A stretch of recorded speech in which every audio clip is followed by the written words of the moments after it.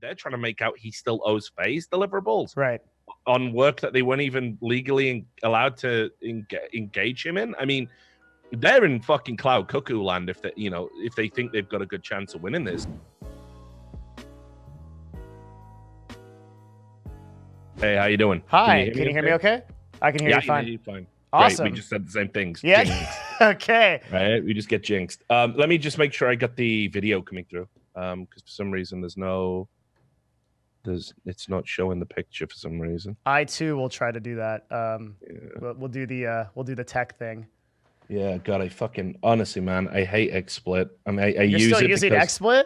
yeah, I won't go to OBS. I'm like some fucking dinosaur, dude. I won't do it to myself. All right, hang on. Let me just let me try this. Oh yeah, I know what I have to do here. I got it. Okay, so we do this. So it's actually amazing that we haven't connected before. Well, yeah. We met once? We met in Atlanta. Yeah, that was it. Yeah, at the Turner thing.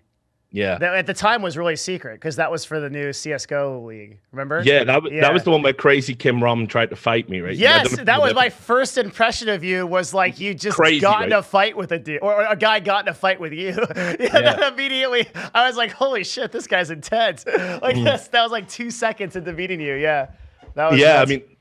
I don't even know if I've ever told that story, but Kim Rom was out there trying to get like some fucking media job at Turner, and he got fucking shit-faced drunk, and in front of all the executives was like trying to push me and like square up to me over something I'd said about On Gamers, because I don't know if you remember, On Gamers got banned by Reddit.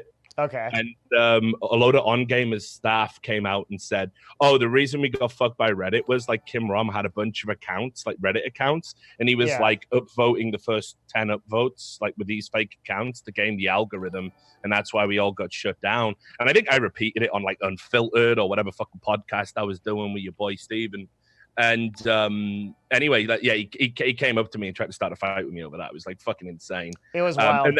And then when the execs told us to hug it out, so I like went, "Okay, come here, Kim." And I was like, "I'm just gonna jump through these hoops because I want this 6-figure TV job." He like leaned in and like he nipped me on the ribs like a little bitch, like he gave me a little nip like that right on the skin, right on my love handle to try and get me to take a swing at him, dude. Fucking crazy. I have met some absolute hardcore derelicts in esports. Like it's got to be said. Like I've never met so many unstable people. But hopefully that didn't leave a bad impression because it didn't. I don't think that was my fault really. I thought it didn't. I mean, I knew a lot about you from before, and I've still been following your stuff. I mean, the whole Rick Fox thing that you put out, I think, was excellent, and I thought was like really on point, and I'm really glad that was out there. You know, so I've been a fan of your exposés and your work for quite a while. Yeah, and I got to be honest as well. I've been enjoying you kind of moving over into being a full-time streamer now. Yeah, it's my other identity on top of the Nerd Fusion stuff we do, but it works out. Yeah, for sure. Yeah, well, why don't you tell people why we've got you on the stream to talk about this particular issue with Tfue and FaZe? Like, because you do have some expertise. I watched your stream last night. And was kind of picking out, and watched some of the VODs and stuff today. And you were all over live stream fail, of course. So there is a reason. You're not just a random dude I've pulled into the call that, that I met once in Atlanta. Do you pull in random dudes often, or how does that go? You'd be surprised. This stream can get pretty strange. So. Yeah, okay. I guess I try to be. I don't know like how qualified I am. I was previously I was the regional manager for Team Dignitas. That's kind of how I got started in esports. And before that, I had run a broadcast that was focused on the most positive game ever known, which is League of Legends.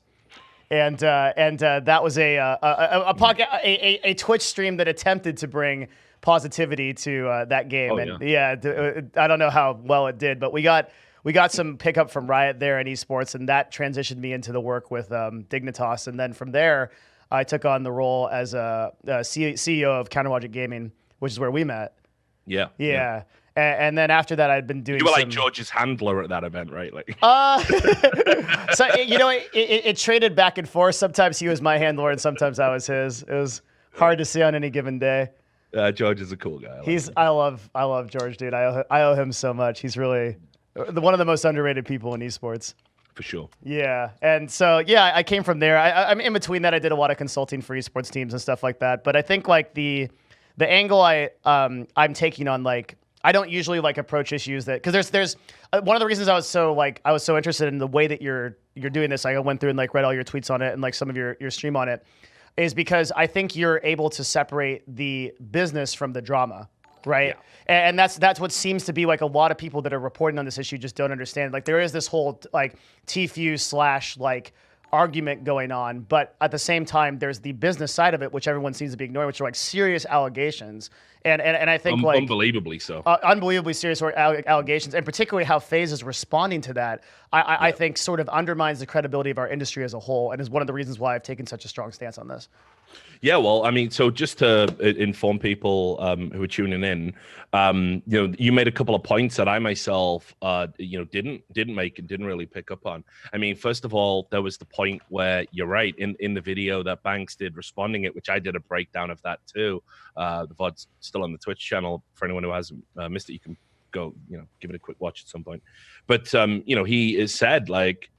One of the parts of the complaint, and I thought this was petty and childish, but I understand it is a legal tactic to say, oh, me, I was forced to drink alcohol, and oh, I would never dream of such terrible, wild, crazy, non-Christian activity. It's a bit pathetic, but I understand why.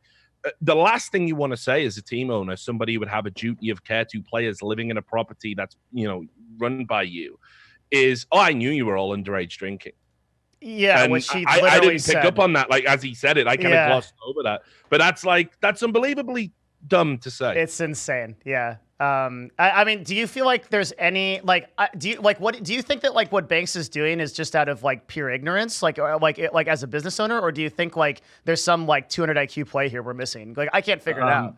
So the only 200 IQ play is that they've already accepted internally. They're going to let Tfue walk from the contract, and they're going to do that sort of quietly, because now the big fight isn't with Tfue, it's with the Labor Commission.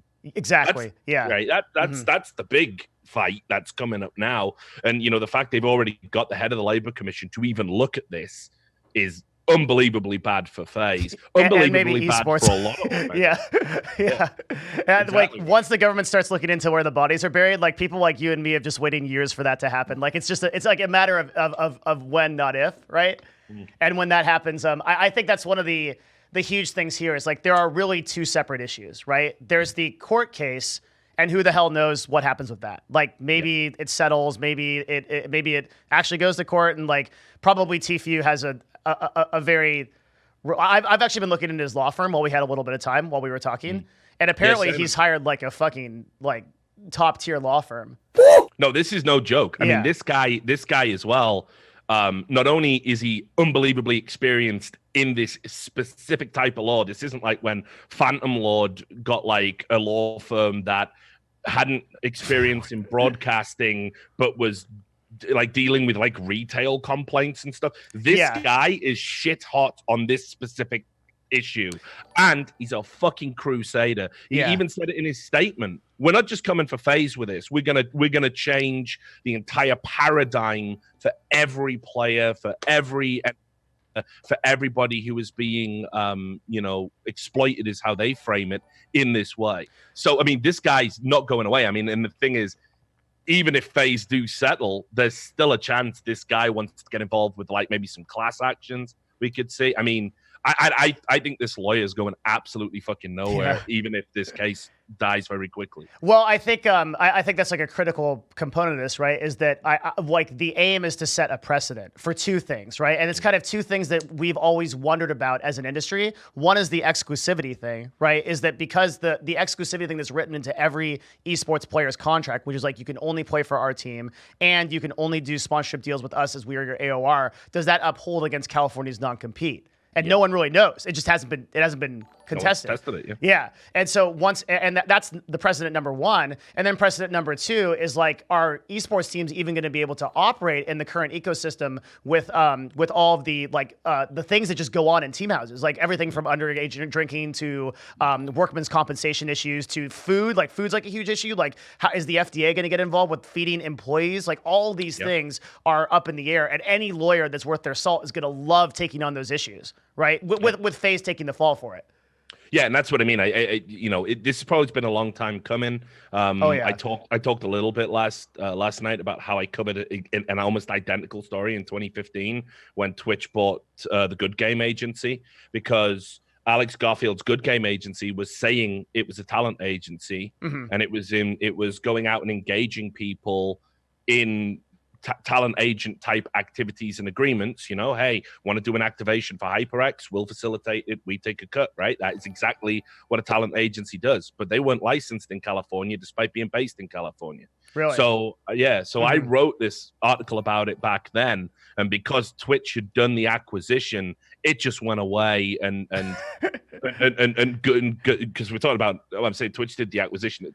Amazon did the acquisition, obviously. I mean, the components within Twitch that wanted to do Alex Garfield a good turn and buy him and bring him into the fold and make him a multi-millionaire in case he already wasn't one, they sold it to Amazon, and then Amazon were like, wait, we've got people threatening to leave the platform, like really big partners, because of it. So that whole thing was a fucking shit show. But the bottom line is the complaint about the talent agency aspect of it went away very quickly. And that story didn't blow up, but it's word for word, note for note, exactly what's happening now to FaZe. That they didn't pay the $225 license fee, so they can't act in this way in California. So they don't. So they. I was wondering that. Do they have the TAA license?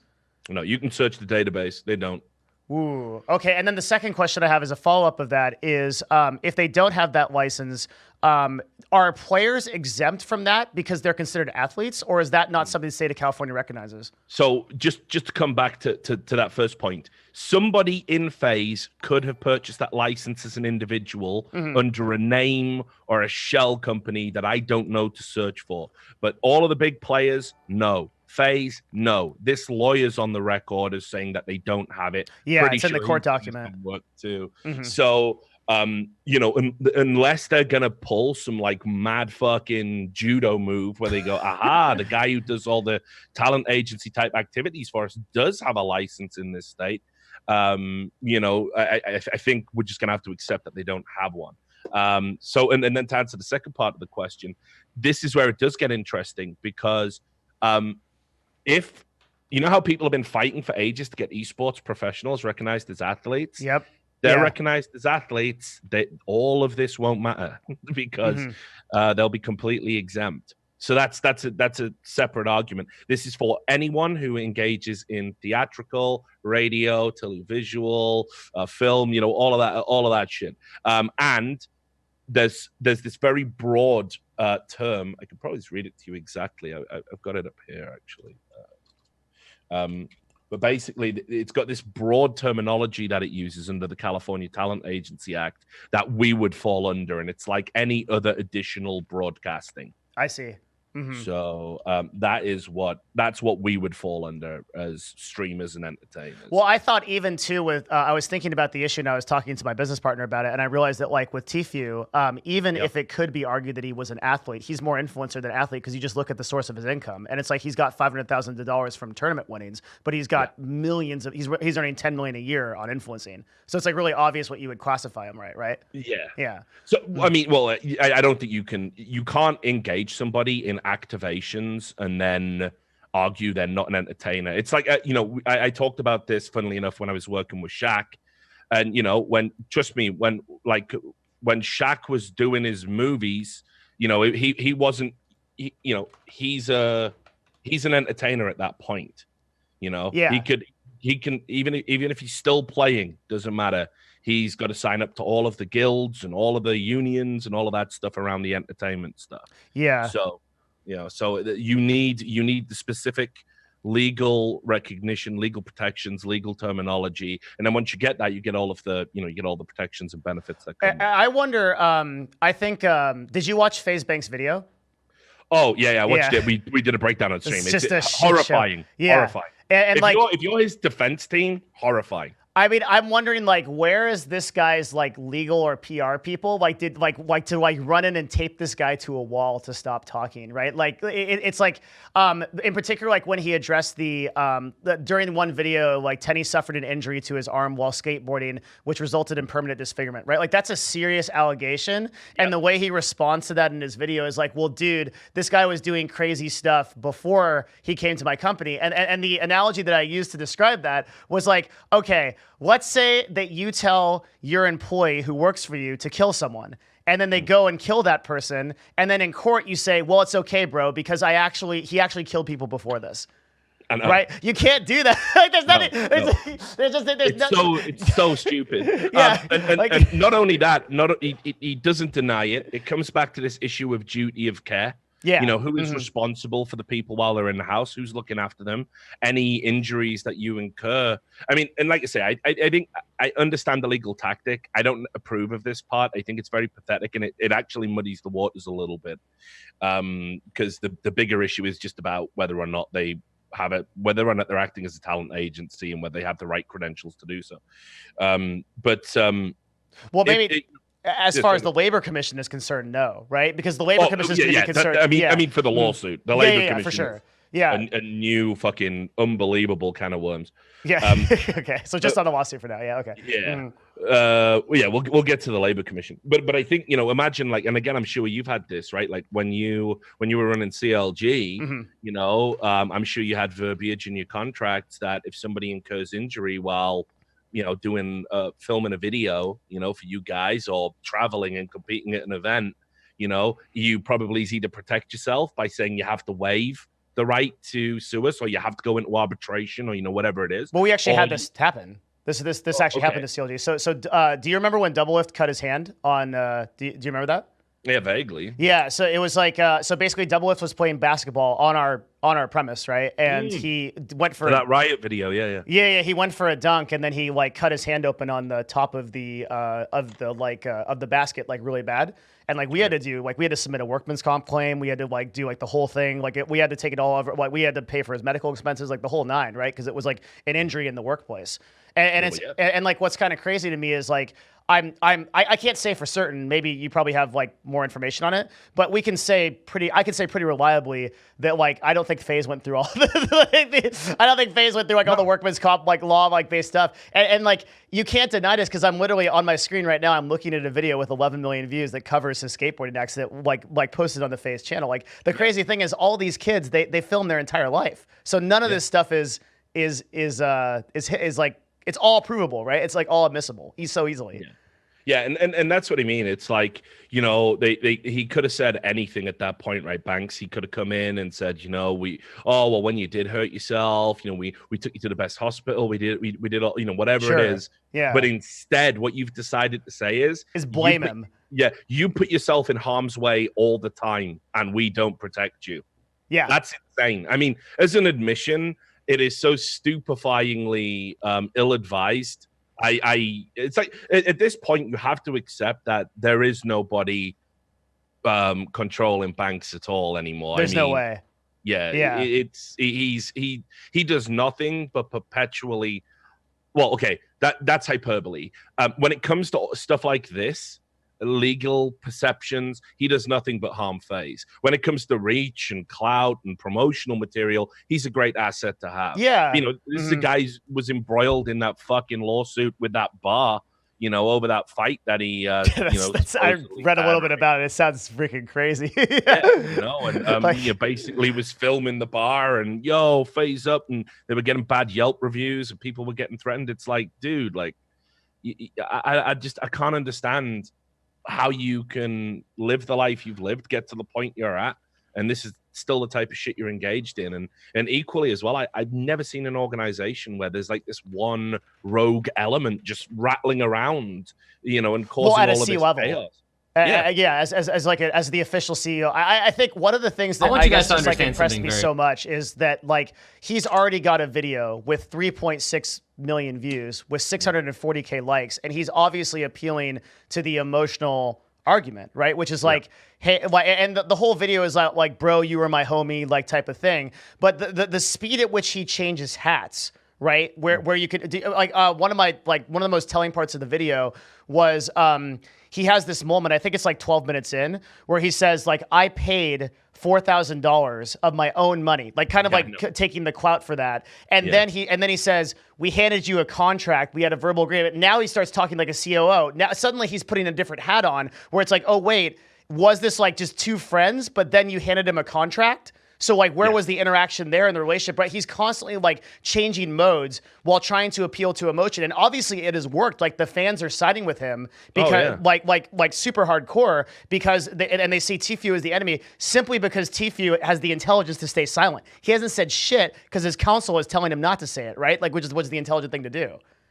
Yeah, and you know, I talked a lot about this as well, about why you need to have this division, because it's hugely inappropriate for your boss to kind of leverage friendship to get you to do things. Yeah. And it's, you know, and I you know, I used to work as a shop steward and a trade union rep back in a past life. So, you know, I'm very passionate about workers' rights and all of that stuff, and translates to esports because I see workers' rights and players' rights violated all the fucking time. And I see some egregious, unbelievable contracts on a daily basis. Yeah, you and me both. Yeah, it's shocking, truly. And you know, the reality is some of the most abusive bosses I've ever kind of come across when doing that in that past life, they were always looking to manipulate you like emotionally. You know? Yes. Oh, we've got to get this over the line, you know, and I know you're not going to get paid this overtime, but if we don't get this done, you know, I might lose my job. You don't want that, right? You don't want me, your friend, the boss. Yeah. You know, and once you start leveraging people like that psychologically, and you don't create this compartmentalization of friendship and you know, division of labor. I'm your boss, I'm your CEO, I tell you what to do.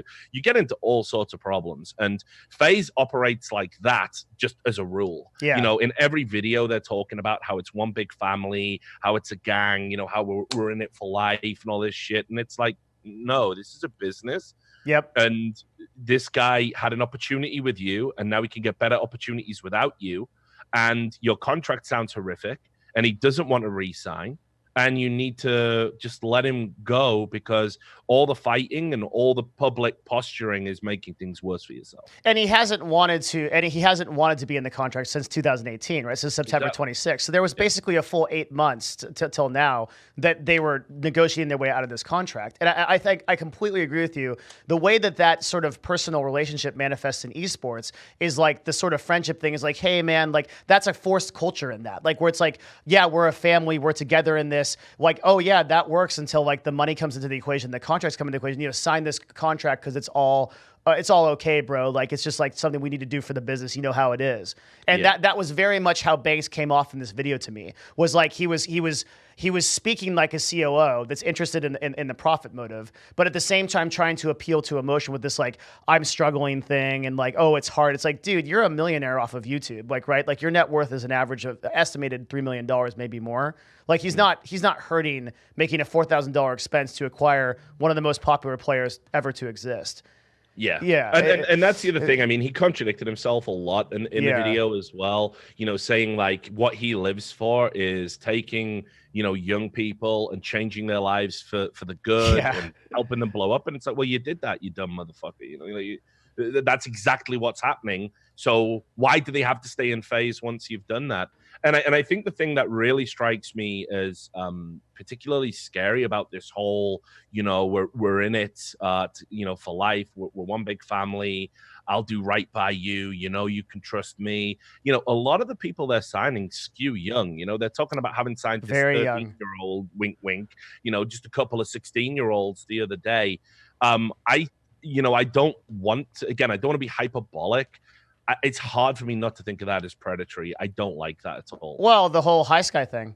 I mean, that's a whole other thing, right? Like, like what's going on with that? And I think at the end of the day, like Banks needs to make Banks needs to be mature enough to make a firm line on, are you going to be a business owner and you're going to reap the monetary benefits of that, or are you really going to be with friends? Well, in that case, like, you don't set up a corporation and employ people under contracts and things like that. I remember, like, at CLG, I lived together with the players. I lived with Aframu in the same house for 2 years. It's really safe to say that, like, he and I are friends, and Darshan and I are friends. But we had to have a very clear-cut conversation that was like, dude, when we're negotiating contracts, I'm the CEO and I'm trying to win for CLG. You need to get representation. And that, I think if there is anything that Banks really did that was, like, kind of like critically disingenuous, it was not getting Tfue representation when the original contract in September was being contested. Because like, if you know you're friends with a player, your responsibility to that player and to that business is to get them representation so that they have a fair shot against you, because that third party, someone like esports law, like Bryce or Ryan or whoever, is going to fight in your best interest and doesn't have that relationship. It's the very reason why representation exists for players. Yeah. Well, look, and I've been down this myself. You know, I used to be a manager at organizations. You know, I did like Infused, did like Four Kings, you know, organizations like this. Yeah. Zboard, which was an offshoot of Ceratech, if you remember them. They used to make the World of Warcraft keyboards. So, you know, I ran esports teams for multiple orgs. And I mean, you know, one of the things that used to come up all the time would be, I need you to sign your contract. And you would, and they would say, oh, okay, no worries, I'll do that right now. And I'd be like, no, go away, read it. And they'd be going, yeah, but I can trust you. And I'm like, you can, but if you couldn't, I'd tell you that you could. Right? Yeah, so exactly. Go get another adult, go get another pair of eyes, preferably get a fucking lawyer to look at this before you sign it. And players would just say to me, yeah, you're all right, Rich. You know, we're friends, we've had a bit together. Well, I'll just sign it. And I'm like, don't ever do that. Like, never. Not for me, not for anybody. And I think people really underestimate on that point the kind of sheer lack of knowledge that if you're 18 to 21 years old, you know, and you're going into esports and, like, you're a good player at a game, you spend all of your time getting good at a game, you have no market knowledge. You have no idea if $50,000 is high, if 300,000, you're a player that might be worth 10 times that, and you might be worth 10 times that. You just have no idea of your leverage. So just not getting representation and not encouraging your players to get representation, I feel like, is like the immediate sign of a disingenuous esports owner, right? It's like that they're not encouraging someone to get that. That tells me that they're predatory. The most dangerous phrase is, I'll do right by you. Yeah. I think if you ever hear that, alarm bells must immediately start ringing. But look, just to get back on track for sure with what I wanted to pick your expertise here and get into the Labor Commission stuff.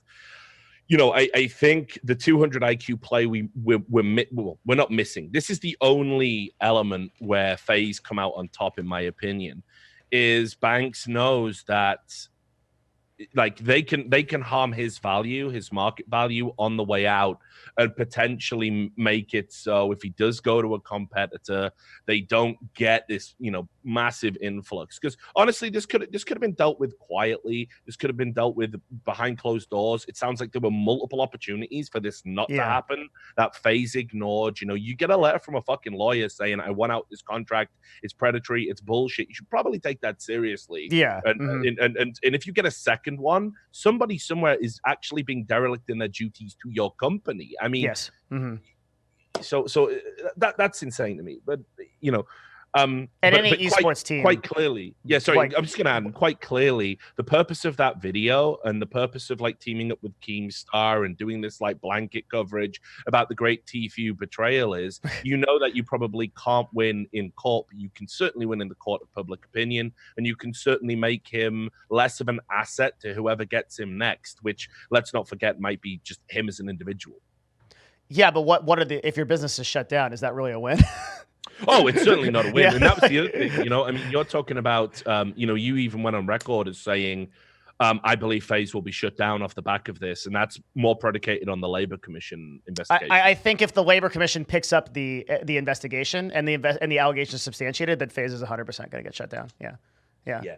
Well, I think with all the other stuff, all the other lawsuits that are going on, which I know you had time to skim read before you came on. Yeah, those are crazy.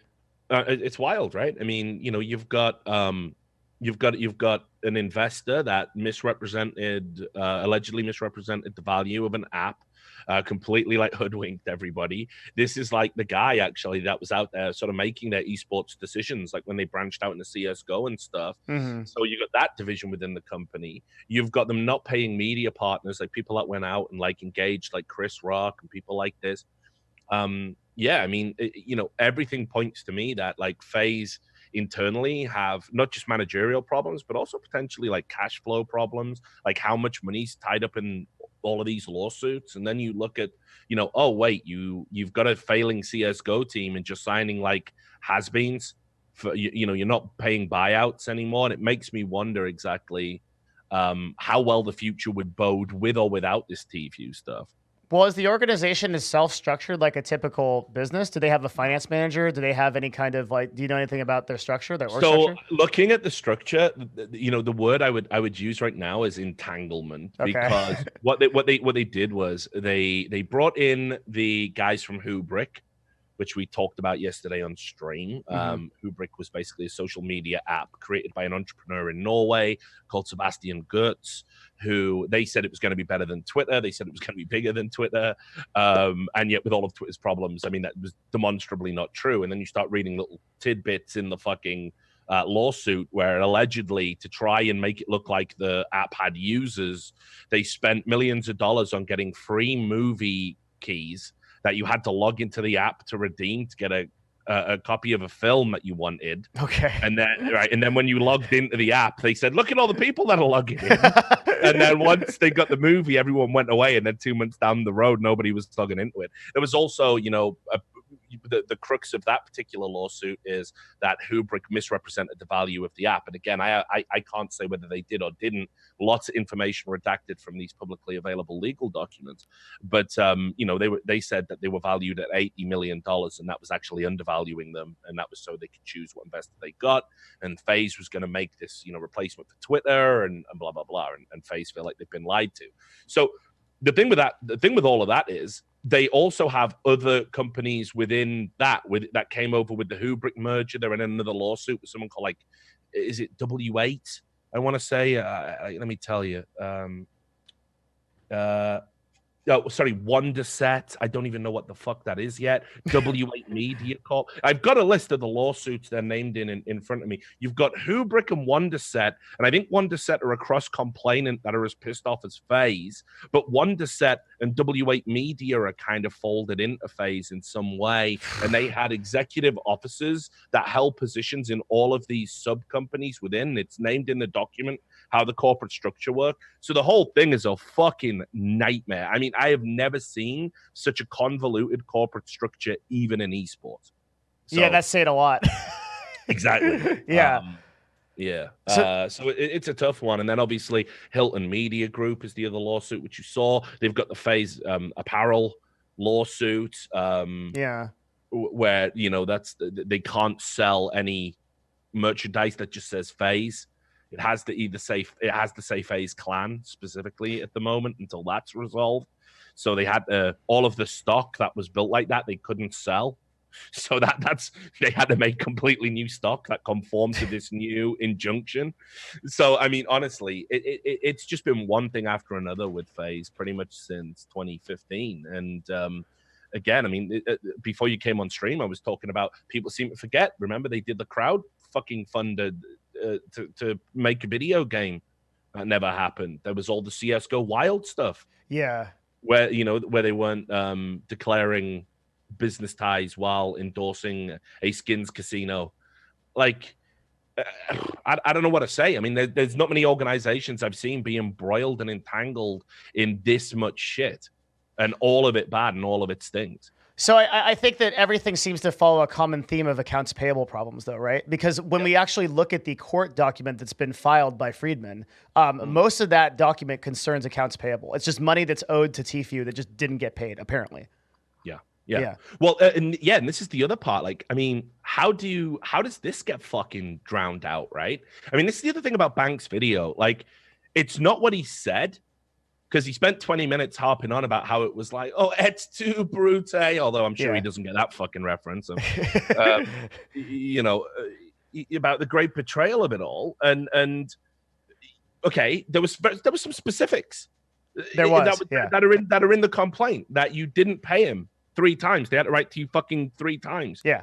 And so why haven't you said anything about that? Why didn't you say anything about the Labor Commission complaint where they said you lied about this, high sky, whatever his fucking name is, this kid, being 11, and you told him to lie and say he was 13.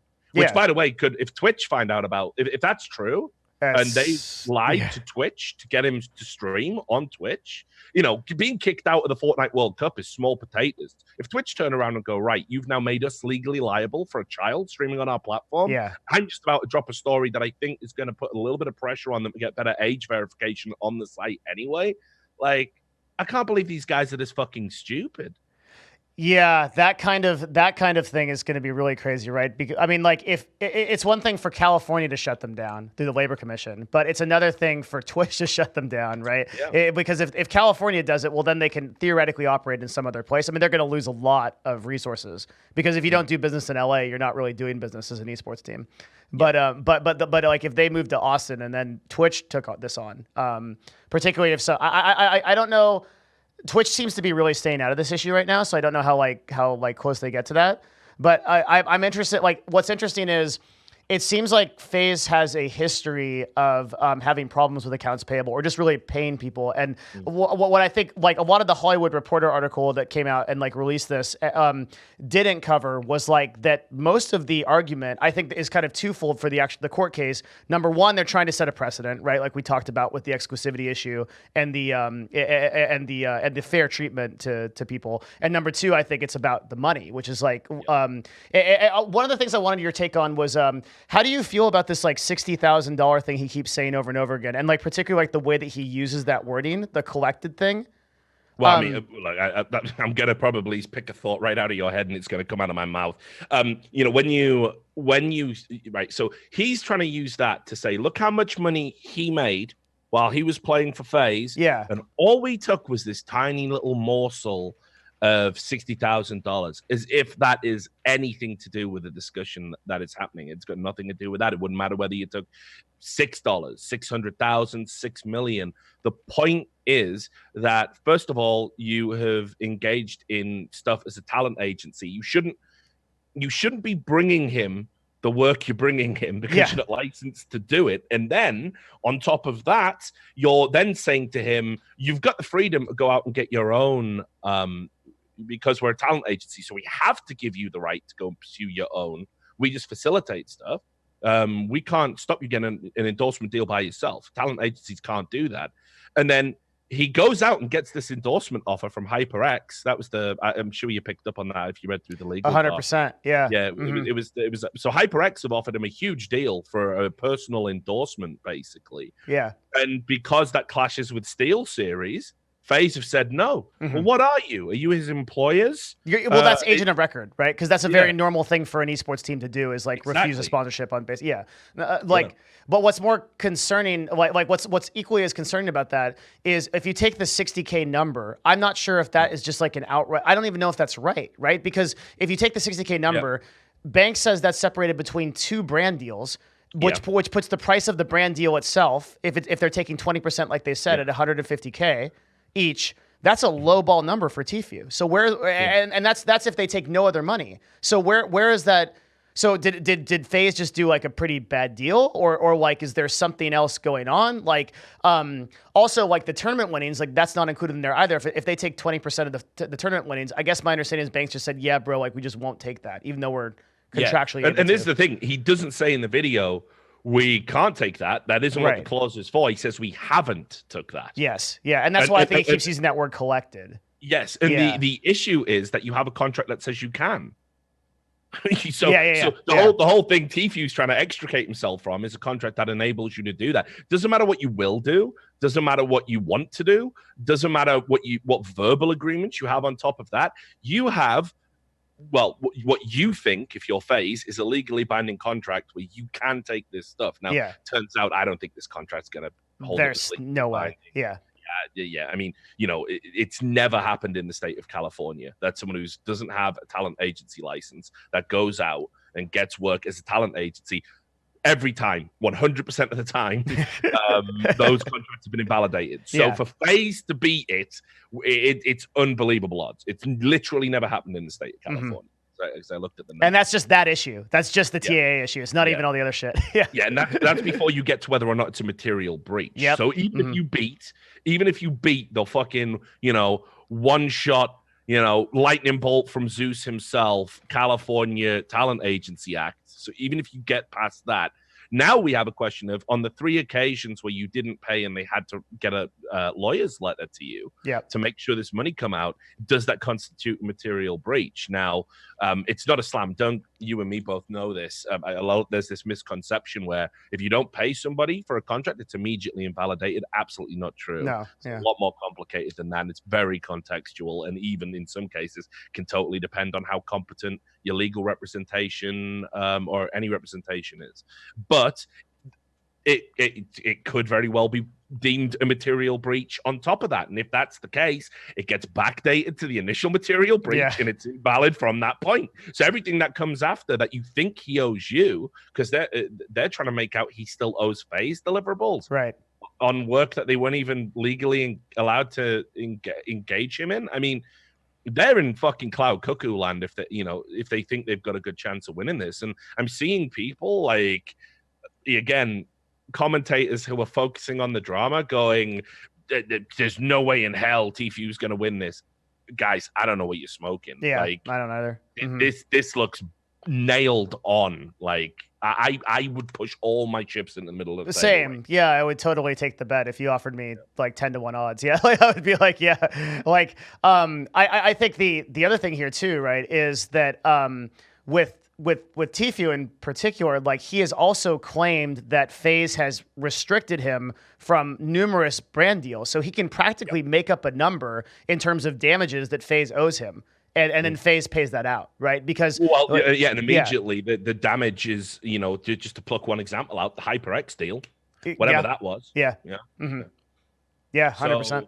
So it looks really, really bad to me. And and then as soon as I saw the word anti-competition, I was like, holy fucking shit, this guy is going for the jugular. This fucking lawyer ain't playing, because there is even if you beat the material breach, we've also got this argument where it's like, okay, you're meant to be an agent. It expressly says that you will, that not only will you bring your client endorsement deals or sponsorship deals and engagements that make him money, and you will take a cut for this service. You also say that they are allowed to get their own, but at the point that they do, you have to choose whether or not they're allowed to have it, that they need written permission from you. And if you do acquiesce and give them the written permission, you step in and handle the negotiations. So that's a very normal thing for an esports team to do, right? The difference is that FaZe is doing this without any kind of documentation, or like your point is, everyone's kind of missing the point with the $60,000 number, because the number doesn't matter. It's the fact that FaZe was not able to operate as an agent of record to anybody. Right. Yet they were signing everybody to these contracts where they were basically demanding exclusivity for their services. And there is some debate, actually a lot of debate, as to whether exclusivity itself is contestable. Yeah, exactly. And that part is the anti-competition element to it. That's another huge can of worms. That'll come up. But just to stay on this one topic, because you're absolutely right. I have seen this in esports contracts, and the way that an esports team, I believe, can get away with it is if they specifically refer to these people as athletes, if they're here on P1 visas, for example. So inarguably, they're not an entertainer, because if you want to work in broadcasting, you can't do it with a P1 visa. You must get an O1 visa. You have to. Yep. Unless you're making a guest appearance or something that couldn't be considered to be anything other than work as an athlete, you have to have the right paperwork. And I know this from the job I do at the moment. So I can see esports teams contesting it on that basis and them getting away with it on that basis. But if you're an influencer, if you're a streamer, if you're an entertainer, and the verbiage in your contract says this, that they will go out and get work for you, and they will step in and negotiate, and they will take a cut for this service. They're an agent. They're an At agent. that point. Yeah. And they need the proper license in California. The end. I mean, it's so unbelievably cut and dry as I see it that I'm very surprised that anybody is kind of like trying to argue to the contrary. So, in your experience with previous cases where, like it's been found that a talent agency was operating as a talent agency and then didn't pan out, they didn't have the authorization to do that. What happens to those agencies? I'll tell you exactly. It's a misdemeanor for starters, so it's not a big deal. Okay. Right. In terms of the legality of it, it's just a misdemeanor. So it's according to a lawyer from Greenberg Glusker's Entertainment Group called Matt Galsor, it's technically a misdemeanor, but no one would ever prosecute under the law. And you could then transfer and become a talent manager. You just couldn't be a talent agent. You could be a talent manager and work for a licensed agency, and you could do managerial work. So you could file for your license. This wouldn't preclude you from getting a license, and the people who don't have the licensure can work as managers and workers within that firm. But what happens next is all contracts are declared illegal. Okay. And therefore unenforceable. And that's happened 100% of the time. So nobody's going to go to jail over the California Talent Agency Act. No one's even going to get prosecuted. No one's going to get fined. But all the contracts are going to be declared illegal. So what are the implications of that for FaZe? Let's say that happens. I mean, shit, you're talking about an exodus, right? I mean, problem number one, because if Tfue walks, I mean, this is just my opinion, but if Tfue does end up walking on this basis, everybody else in FaZe who isn't happy with their contract and isn't happy with their deal or thinks they can get a better deal somewhere else or would can rather walk be an also. Yeah. They just call up FaZe and go, look, do you want round 2 of this shit? Do you want to go again and have the same findings? The contracts are invalid. We all know it. I'm out. So you've got that as problem number one for FaZe to overcome. I think it's a lot of the kids will probably be brainwashed and stick around, but I think a lot of the bigger brands who think they can do better by themselves, like the realization Tfue's arrived at, I think they just skate, and that's a headache for FaZe. And then the other thing I think that happens off the back of that is it's going to hugely affect FaZe's cash flow, because if I'm somebody who's done an activation and I know I can get out of it and don't have to pay FaZe any money. Yeah. Well, why would I? Yeah. Mm-hmm. What's the story with like Cloaksy and like him? Do you think there's any anything with him changing his name or like the code or anything? Like. Yeah, well, I mean, what it looks like is, and it's interesting. I think Cloaksy was quoted in the Banks video as saying he's backing it all up, he's backing us up. Look what he's saying. But yeah, he clearly is on board with Tfue. Like, if we take Banks's holistic view of FaZe as true, that it's all one big family, why would this key player, the captain of the Fortnite team, still be playing with this guy at an upcoming World Cup and saying, I think we're going to win and Tfue's great and all this? He's clearly not as pissed off about this as anyone else at FaZe. And then you have the follow-up that off the back of the statement he put out where he was trying to like sit on the fence, which it's all he can do because he's still contracted to FaZe. He's changed his as you say, his creator code. Yeah. So do you think there's a possibility that he just pieces out as well if these contracts get invalid, which it sounds like that's going to happen? I mean, he's also going to be somebody that is going to be very desirable. For sure. To a lot of organizations. He's built successful teams. He's got a reputation of developing talent. He's obviously a huge brand name in and of himself. And yeah, I think I think he can skate anytime he wants. If Tfue does, and might well do that. I mean, hell, who's to say that all of this isn't like one of these big VC groups have basically said to Tfue, like, We want you to have your own organization. Get the fuck out that FaZe contract, and there's $20 million in a bank for you to spend to build something up because you guys are hot right now. And you know, if we get you out of this contract, bring your boys, go get Cloaksy, whoever else you fucking want, and we'll just have a #1 Fortnite team. You know, and that's what we'll build from. There's very clearly like a play here for Tfue to do that, and maybe that's a potential. But I guess we're just speculating at this point. But I mean, I think that is pretty wild speculation. Yeah. I mean, I also heard a lot of rumors that he doesn't want to be an independent, and he would like to go to another brand, possibly TSM or 100 Thieves. So yeah, which is well within his, like, I mean, like what's strange to me is that since we're still on the court filing, the length of time. And that's why I was really interested in talking to you, because you found, like, so as far as I could identify, there was September 26th is like when this all started in 2018, right? Which is a while ago. Yeah. And then according to the actual court filing, there wasn't another correspondence until May 20th of 2019, which was yesterday. Right? Well, there might have been something in March, I think. I don't know if I've misremembered that. But I think they did have another letter in March. I think according to when I went over the full legal document on stream, I think there was another thing where they contacted them in March again over some money. I think that's correct. But I could be wrong. I might have misread that. It's important, right? Because my big question is, like, what the hell happened during that amount of time? And if you go to Banks, he says in his YouTube video, he's like, well, like we were negotiating, and like he says something about how like he was negotiating their salary, but for 8 months.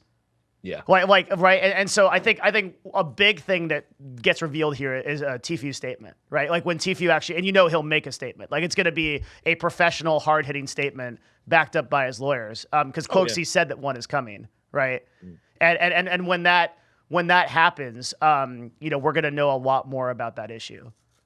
Yeah, so what it says here is they contacted them in September about the contract, and then there was an issue where they owed money in March. Okay, so was that another correspondence? I don't know, because in the outline of the complaint, they don't say specifically that they wrote the letter, just that they were engaged in a dispute in March. So. Yeah, who knows? Okay, yeah, so who knows? Yeah, so I'm wondering like what happened in the last 8 months, and like I mean I can speak from like the esports owner perspective. Jamie, actually, someone called Jamie in the chat says they just sent you a DM, and apparently I am correct. There was another letter in March. So, okay, yeah, interesting. Yeah, so yeah, like as an esports owner, right? Like when a player comes to you and says, "Hey, I want to get out of my contract," right? Like that is a super Monka-esque situation, right? Like you're going to, if at all possible, you do one of two things. You let them go, right? Because the shit show that results is this if you don't do that. Yeah. And the second thing you do is you say, listen, is there any way we can work this out? And can we work together to be able to come to a conclusion where we would both be agreeable? I've had situations where, and a lot of people demonize esports organizations for this, right? I've had situations where my players lose one game and they're like, I want to be out of my contract. I don't want to play. Right, yeah. Because they all talk to each other, so maybe they hear that someone on like I don't know TSM or TL or like pick a team, whatever, like 100 Thieves or whatever. It like that they talk to their friend over there. That friend is like, hey, it's cool over here. Like this is a great place to go. And then they go, hey, I want to go play for those people. It's like that's why those clauses are valuable, because it's like, hey man, like you signed a contract, you are in something. Can you give this a little bit of a shot? Can we work together to make this happen? But in this case, where someone comes and it seems like the issue is over money, right? Like FaZe, the onus is on FaZe to either work that shit out in not 8 months or get him out of contract as soon as possible. The fact that didn't happen speaks really loudly to their intentions. Yeah, and look, the whole idea that there was ever a play where they were like going to be able to hold on to Tfue while simultaneously acknowledging that they had been negotiating with him since September. Yeah. And he turned down everything they put on the table, including a 7-figure bonus. It's like, guys, like, sometimes she just doesn't want to date you. Yeah. Do you know what I mean? Yeah. Stop being a weird fucking creepy incel and just accept it. And that's like what FaZe is doing. They're like, okay, well, I bought her flowers, right? But like, okay, now I'll buy her a car. And, no, she's sending the car back, FaZe. She doesn't want it, man. Like it's so fucking weird. Why they just haven't been able to get the message that all this is about. And you can say this is cynical or whatever. It's got no bearing on the case. Is he wants out of the fucking contract, and he wants to start his new post-FaZe life because he understands he's bigger than Ninja right now. Yeah. And strike while the iron is hot. And just to come back to an earlier point, and then we'll get into the Labor Commission stuff. Mm-hmm. Yeah, I think you actually touched on something here. And again, it shows this is why I'm glad we talked, because obviously, as an agent, you're very sensitive to these things. You're absolutely right. Again, I didn't even think about it. $60,000 at 20%. These are unbelievable, like lowball deals. Yep. And in for someone of Tfue's influencer yeah, reach, those should be in the millions, right? Yeah, exactly. And then it's like you start to get there's potentially even a separate argument about whether or not his agency were representing him in a competent fashion. Because, if you look at Ninja getting like Super Bowl commercials, right? And FaZe are coming to you with influencer deals that are netting you, nickels and dimes by comparison, and nobody even knows about them, evidently, because nobody can put a finger on what they are. I don't know enough about this, but if an agent doesn't represent you adequately, isn't there some way to extricate yourself from a contract? Yeah, usually that would be baked into the contract itself, right? I'm not sure how that would relate to like California agency laws. I mean, generally though, if we look at it from like a bigger business standpoint, like it's like incompetency by one side to not fulfill the terms of the contract, particularly if you're an exclusive agent of record, would justify some kind of breach, right?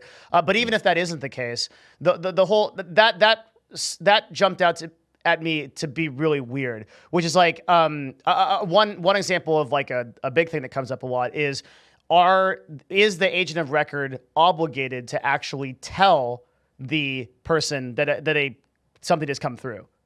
So like if you get a call from, I don't know, pick a company, right? I'm just looking around, Sennheiser, and Sennheiser tells you, hey, we got a deal for Tfue, right? And then you don't tell Tfue that. Right. What are the implications of that? And then going forward, I think the bigger issue that kind of immediately got flagged to me was this $60,000 number. So it's very typical of esports organizations to not take Twitch revenue. It's very typical to not take YouTube revenue. Very typical to not take sub revenue. What is abnormal is not taking brand deal revenue. It's so hard for me to believe that FaZe had a year of time with Tfue, and during that entire year only collected $300K worth of brand deals for one of the most popular people, the most popular person on Twitch. So and Banks has been very firm on this number, right? Like he tweeted it multiple times, put it in his video, big green numbers, the whole nine. Like what's happening here? Like it seems like either he's admitting FaZe's like total incompetence to get deals, or something doesn't add up. Both are bad. Yeah, exactly. But both are bad. But I mean, also as well, is there not a potential issue, right? Where, so again, because you'll know about this because you're an agent. If I'm going out and I'm getting you deals on your behalf, is there like I don't have to accept everything that you bring my way, right? Like, but it looks like Tfue has had no. I mean, again, silly word to use, but like no agency in any of this. Like it doesn't look like he's getting to say yes or no. The exact opposite. So again, let's say you represent me and you go, hey, Richard, I got you that Sennheiser deal, and I go, I can't. I don't want to work with them because they did something like 20 years ago or whatever. So no thanks. I can pass on that, right? Like you can't compel me to do it. I don't have to take the deal, do I? Depends on the wording in the contract, but as some of these esports contracts are, so have you actually seen the quote like gamer agreement from FaZe? I haven't seen it. I don't know if it's public. Why are they calling it a fucking gamer agreement over and over again? I haven't seen the thing. I mean, The thing I wanted to do last night was, I'm pretty sure I can make some phone calls and just get it. Just grab it, yeah. You know, because like it's going to benefit a lot of parties for it to be out there. So I'm pretty sure. Yeah, I'm pretty sure. If anyone could do it, I think you can. Yeah. Yeah, but what happened was, I went down that fucking legal document rabbit hole instead. So it was up till about 4 a.m. just being, and then they did what? And they owe money to who? Yeah. And, you know, because these are like hundreds. In case people don't know, these are like the original court complaints and then the subsequent cross complaints. So we're talking between 50 to 150 pages per document. There was 99 documents filed in one court case. So I went down that rabbit hole and I didn't get the contract. So God.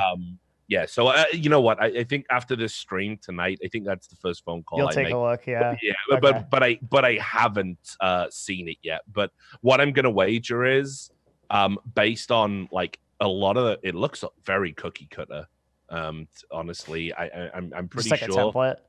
Yeah, you know, the classic LA esports template. Yeah, of right? course. I'm super familiar. Yeah. Yeah. So if that's the case, then they and this is why I'm so interested in exclusivity, right? So like for the viewers that there's been a debate in esports for a long time because California has a non-compete clause. So like if you work for Amazon in California and then you want to go to Google, you can just leave Amazon at will and you can go to Google the next day with all of your IP and everything. Like there's no law that says you can't.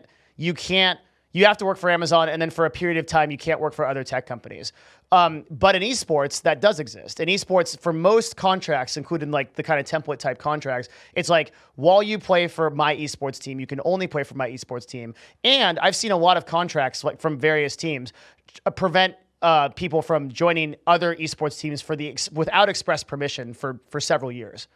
So it's like, if we don't say that you can join another esports team, you can't do it. And I've got to think that there's going to be some contest. And this is one of the things that I think the Friedman Law Agency that represents Tfue is going for, right? Is they're going to try to figure out if this exclusivity thing is this thing. So I wouldn't be surprised if FaZe contract reads that they basically have ultimate. I mean, if you're an agent of record, then technically you have ultimate authority to just be like, listen, do it. Right, like you gave me that power. Now, is that enforceable? Is a real different question.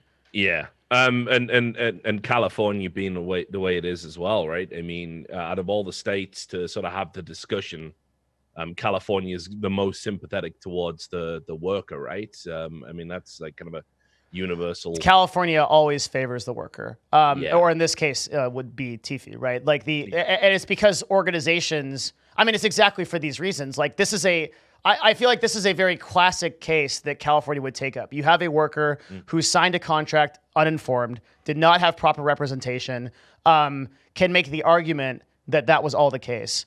And then California looks at FaZe and says, okay, you have a place where you do business. You're collecting millions of dollars in revenue from your combined YouTube channels. You have two houses that you have that are, by the way, that whole thing in Banks' video where he's like, the reason why we have the revenue split is to pay for the houses. Holy shit. That triggered me, dude. Did you remember that? Yeah, I remember it, and again, I sort of glossed over it. Dude. I wanted to try and make like, none of my shit's concise, right? Like, that's my major failing.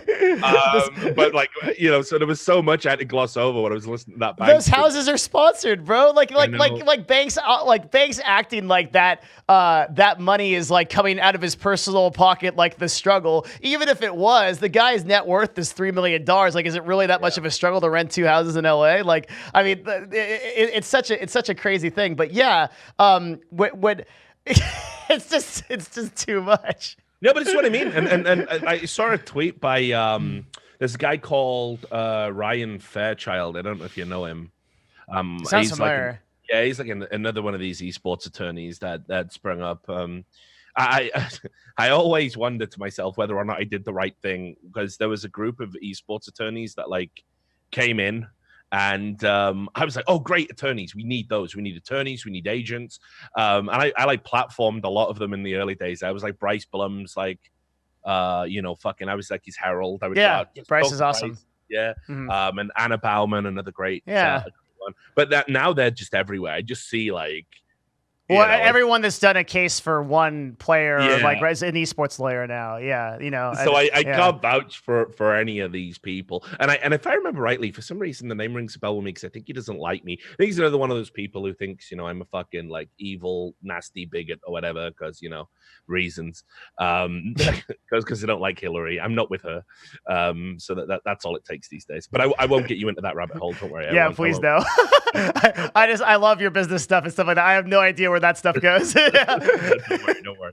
But anyway, so he said, as someone who frequently litigates, I would be pulling my hair out if a client dropped a video like this, talking about Banks's video. Oh, yeah. One, right after a lawsuit dropped, and two, without any counsel review.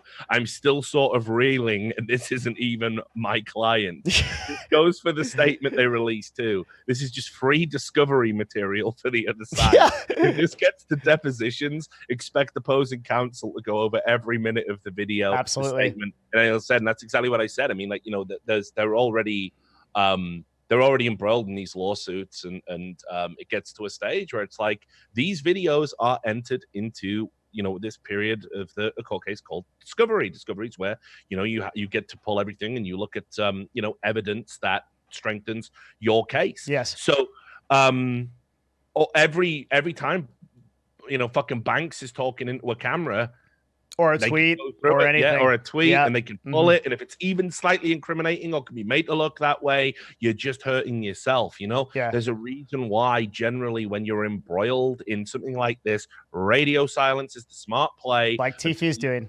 Lawyer, exactly. You ain't heard shit from Tfue. You haven't heard anything. Yeah. Yep. And he hasn't streamed. He hasn't made a YouTube video. Like he could be collecting on the fan stuff, right? He could be getting millions of views. There's an absolute reason he's not doing that. Yeah, exactly. And listen, the law, like from looking at the lawyer in the law firm, this guy's thorough. He's going to be guiding this dude, every step of the way, saying, look, this is how we play it. This is how we win. I still think it was a little bit cynical and potentially ill-advised for his client to do the alcohol and the skateboard thing, because you don't want to come out of it a complete pariah. I might get you out the contract, I might increase your earning potential, but if the fans turn on you, there's nothing a lawyer can do about that. So I would have probably wanted to see a little bit of protection in that area and like wall you off from some of the more obvious, criticisms and the more obvious deflections. Because if you're Tfue, you ain't no fucking angel. There's videos out there of you like chug, chug, chug, chug. They made me do it. Like, who's buying this shit? Yeah. So you have to be careful with that, I think. But they've gone all in and played the hand that they've got, and it's a very fucking strong hand, an unbelievably strong hand. Well, do you think that wasn't because they I think the lawyer was trying to establish? It seems like the entire case. I mean, even from the very initial filing, right? FaZe quote the so-called esports organization, right? Yes. Like they're trying very hard to establish. There was a lot of hype up. I mean, you see this often in complaints, because remember for the people watching, when you file a complaint, it's just a lawyer representing their client, and they do tend to have a little bit of grandstanding language in there, which usually judges hate it, and it gets kind of filtered out, as we go through the process. Because if you make hyperbolic statements that you can't prove, or you don't have a data point to verify what you're saying, they'll just get you to remove those lines from the complaint, and you'll have to resubmit. I mean, that's how it works. Yeah, the lawyer loses nothing by going as hard as possible, because they can just sort of tone down. But like this whole defendant FaZe Clan is a so-called esports entertainment company, and they actually make money off that, because then you have to refile and you get a paralegal to come in and take it out, and then you bill for the hours. So grandstanding language actually makes you fucking money, and it makes you look like a shit-hot attorney. So I agree. I think what they did is they've gone for an all-pronged attack. They're like, what do you have on FaZe? We have this, we have this, we have this. And I think the stuff about the skateboard and the stuff about the drinking, that's more for the Labor Commission complaint anyway. For sure, yeah, which they've already filed. And that's, I guess we should go on to that subject, right? Let's definitely get into this. Okay, let me can I take like a 2-second leak, and you can talk to chatter? Do a leak. I'll talk to the stream. All right, I'll be right back. Real gamers use Lucozade bottles. So. Okay, I know, I'm not there yet. So anyway, hope you guys are enjoying the stream. Devin's a super cool dude, as I said, known him many years, and does work as an agent now if you just join in the stream.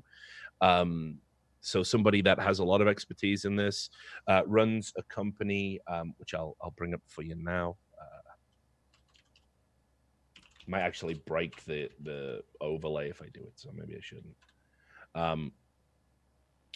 But anyway, it's a company called Nerd Fusion.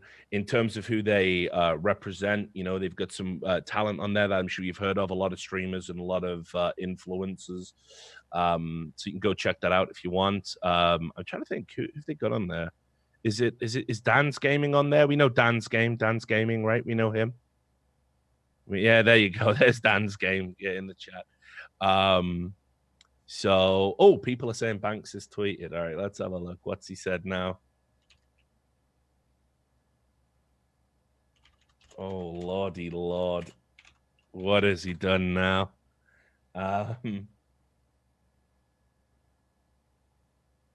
Okay.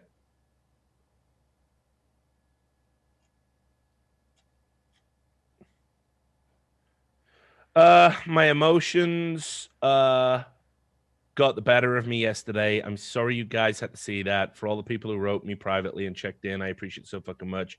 You've all seen and heard enough from me in the last 24 hours, taking a few days to chill. Love you. Does he delete the video, though? No. He probably should have deleted it. I mean, not that it matters, because nothing gets deleted off the internet anyway, but...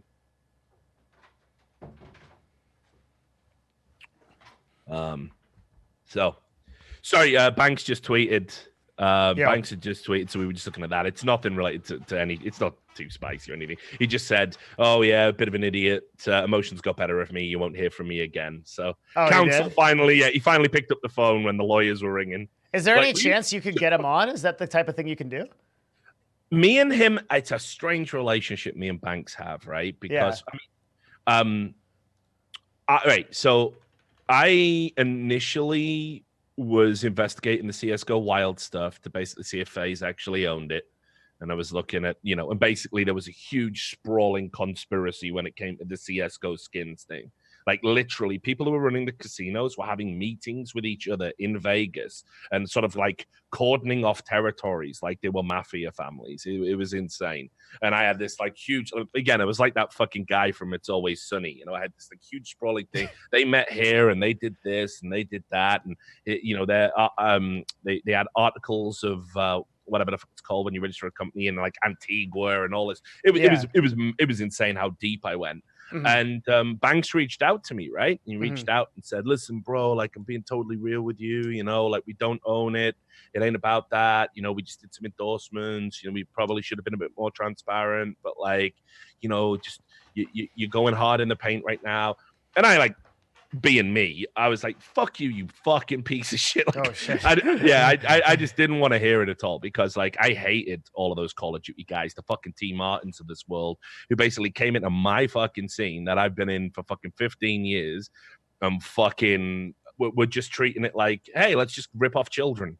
So fuck that. So there was no way I was going to break bread with the enemy. Like, it just wasn't going to happen. I see. But what I didn't realize at the time was he was having these bipolar episodes, and he had serious mental health problems.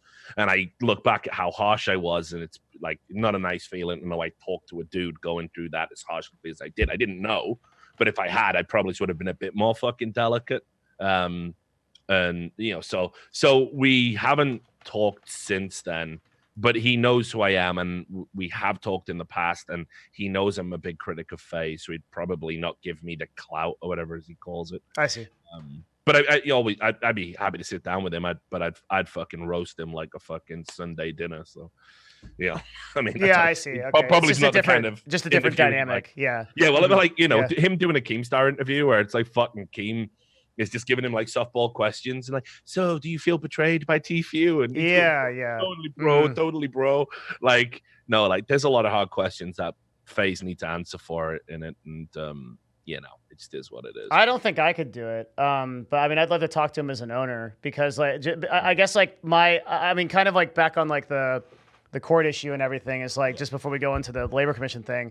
Sure. I guess like the hill I kind of want to die on here is like, I just wish that we had better representation than that when something like this happens, because it lowers the credibility of the entire industry when something like this happens. And that's my big concern, right? Is like, there's so many people in esports that have worked so hard to get taken seriously. Totally. And like when something like this happens and like serious allegations and like lawsuits come up, and then somebody like starts tweeting it's like emotional stuff and like making YouTube videos and going for the views and stuff, it's like all the eyes that are on esports, all the VC, all of the brands, right, that want to advertise with us, everything just like takes a look at it and goes, this esport, these guys aren't ready yet, they're still a bunch of kids, and then they pull off. Right? Like it's like for esports to progress forward, we need owners that hold themselves to higher standards than this. Oh, absolutely. And look, I think what's going to start coming out, because like I'm going to fucking write all this stuff up. I'm going to write it all up. I'm going to follow this court case. I'll be on the fucking court steps if it goes there, I believe. But I think enough's enough with FaZe. I think they've been a fucking dirty, just awful fucking organization for a long time, and because they have such reach and such a large fan base, they've got away with it, and it's a fan base that skews young. And I think enough's enough. I think we need to talk about all of these lawsuits and what's going on. They need to be held accountable to a great degree for the things they've done in the past. And I think this is the start of a slew of bad press. I also think as well there was a big fear factor about talking about FaZe. I think when you look at how ineptly they're just handling everything, I think actually a lot of esports journalists and now mainstream reporters too are just going to feel very comfortable in picking them apart, and it needs to happen. I actually think a landscape. I don't say this about many organizations. I think a landscape without FaZe is actually a lot better for all of us. Why so? I think first of all, there's scruples. Again, like let's just compare and contrast two Call of Duty organizations, FaZe, Optic, right? Hector right now is somebody that can tell you about betrayal, but he won't tell you about it because he's got too much class. This is a guy who, with the infinite buyout and everything that's gone on, he's had a crazy story. Yeah. When the full story comes out about what Hector's gone through over at Optic, when that all comes out, and I don't even know it, and I'm his motherfucking friend, so full disclosure, I'm probably a little bit biased, but I like when people realize what happened to him, no matter what the outcome is, people are gonna have so much. If you don't already respect Hector, there's no way you couldn't after this. And then on top of that, right, he's in the fight for his life to try and get his fucking baby back, his first fucking child, Optic Gaming, that he's built up out of nothing. And the people who have who are holding on to the reins right now are fucking with him. And even when he makes the biggest bid to get it, they don't want him to have it because of petty, spiteful reasons. And there's this mad boardroom power play going on. And look at his tweet that he put out today. He just said, "Sorry guys, I got to cancel the podcast because I need all of my strength and all of my attention to be on this fight. I can't say too much about it. Just know I love you all." Yeah. Like, what a classy Very guy, right? Yeah. Super professional. Just think about Optic in general, their history, their pedigree. They were involved in a similar situation to Tfue when Courage blew up as a streamer, when he was under the Optic brand and Courage wanted to do more and more by himself. They didn't fucking put the golden handcuffs on him or even try. They realized you can't cage the butterfly, and it was all smoothed out, and they've got nothing but good things to say with each other. Hell, it might even not be genuine, but that's what we all think. That's what we all believe. And you saw Courage there at the CWL helping Optic lift the fucking World Finals trophy. One big happy family, alumni to the current guys that are repping the brand. That's just a classy esports organization. Now let's talk about FaZe, right? Optic didn't get involved in skin casinos, right? They stayed away from it. They didn't get embroiled in any of that stuff. They didn't do any fucking bullshit Kickstarters and then not deliver. Hex has always skirted on, like, if we do this, there's money involved, but what's the real cost? Nobody at FaZe asks that question. They got no fucking scruples whatsoever. They got guys like fucking Rice Gum, You know, like serious, like in Clout Gang or whatever their fucking sub branches. I think it's Yeah, Cloud like, Gang. yeah. Yeah. Clout, yeah, you know, clout Gang. I can't even think they're fucking serious, right? So you got that going on. But like, you know, talk about some of these content creators they got on. Fucking Rice Gum. Are we for real? How many scandals has that motherfucker been involved in? The last apology he did for the last scandal he was in, he gave out Amazon codes to people by way of an apology because he repped a fucking company that was one of those like mystery box companies that was a complete scam. So he gave away Amazon codes as an apology, and the codes didn't work. They were already redeemed. Jeez. Oh my God. And again, they skate every time. They skate every time, and nobody says anything about it because of how they're positioned in the industry. Like, just fuck FaZe, honestly. Fuck FaZe and everyone who's involved with them. Like, this shit's been a long time coming. I hope it's like Caesar on the fucking steps, dude. I hope everybody comes out with every little bit of beef, every little bit of bullshit they've done, and it just pancakes and crushes them. Because orgs like that fuck it for everyone. They fuck it for everyone. And that's why I think it's a much better landscape without them. 100%. You know how hard it is when you've got to go to a sponsor and you've got to. Yeah, the amount of times that I've been in a Death Star board meeting with like 30, 65-year-old guys that are like, so can you tell me why I should sponsor you when it says terrorists win in CSGO? And I'm like, oh shit. Like, you know, I definitely know what you mean.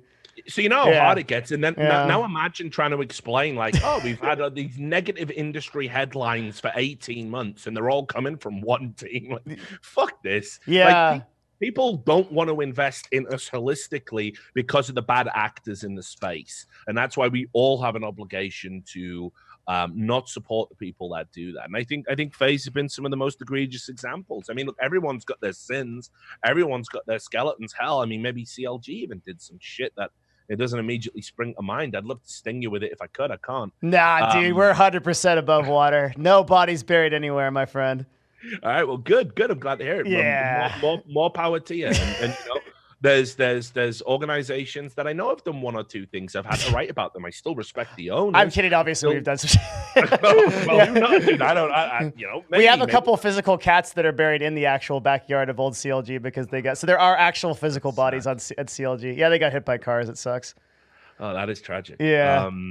But you know, look, the point is that most organizations fuck up, do something bad, act in their self-interest. I didn't like it when Jack, right, who I have a lot of respect for, and we always sit down and have a scotch together, you know, and I didn't like it when Jack basically said that Stewie leaving the team was like, what was it he said, a betrayal, or he used that language again, which you don't like, you know, about how Jack's alwa's been so close to his players. I mean, he's and I get it, abandoned. That was the word. Thanks. And it's like, come on, man. Like, you know, it's a star athlete pursuing other opportunities. It's gonna happen. The fans can use language like that. You as the owner probably shouldn't. It stokes some real nasty shit, and these players get enough of that. And you know, he's an old enough guy to know better. But ultimately, like Cloud9. I'm sure they've done all sorts of shit. I mean, but at Cloud9 are net good for the industry? Absolutely. Absolutely. Jack at the end's a net good for the industry. Absolutely. I think so. Yeah. Right. You know, Reginald, fuck, man. Me and him have had our differences, right? I've had a few differences with Reggie. Yeah. He's done a lot of maturing in the last few years. He's improved. I have to give it to him. I agree with you. Yeah. Yeah. And, you know, we went out drinking last time he was in Vegas, and basically, you know, we were talking about it, and he just said, like, I don't think people know what it's like. You get all this money, you get all this attention, you get all this spotlight. You're trying to work as an entrepreneur. You've got your fucking, you know, you've got a relationship you're trying to tie down. That's linked to the business as well. So you've got that additional tension, and you're in this thriving industry where you're watching your competitors potentially pull ahead. Like he said, that there's not a second to sleep. No. You know, so it's like he said I was trying to do it all. You know, I was trying to do it all. I was trying to have a normal life of a 20-year-old, enjoy some of that money, enjoy some of that success. And you know, it's like I immediately sympathized. And, you know, he's done a lot of maturing in the last few years. I'm sure he can still be a ruthless little motherfucker when he needs to be. But, you know, I really like the dude. And I think is a guy like Reginald and TSM a net good for esports? Yes. Is FaZe? Absolutely not, in my opinion. No. I mean, no. I'm legally I'm obligated to not say anything positive about TSM because of my previous affiliation. But Reggie, Reggie in particular, like I think one of the things he probably could have done, a little bit of a diversion, but like one of the things he probably could have done better is delegate a little bit more. Sure, but I do totally agree with you. I think that like he's come up a lot as an owner, and like, dude, like getting in front of like whatever TSM was valued at, even at that time, was like in the high tens of millions, right? If not 100 million. I heard some valuations like that. That's not an easy thing for a 20-year-old to be saddled with. No. You know, it really wasn't, and I think that, yeah, I think that.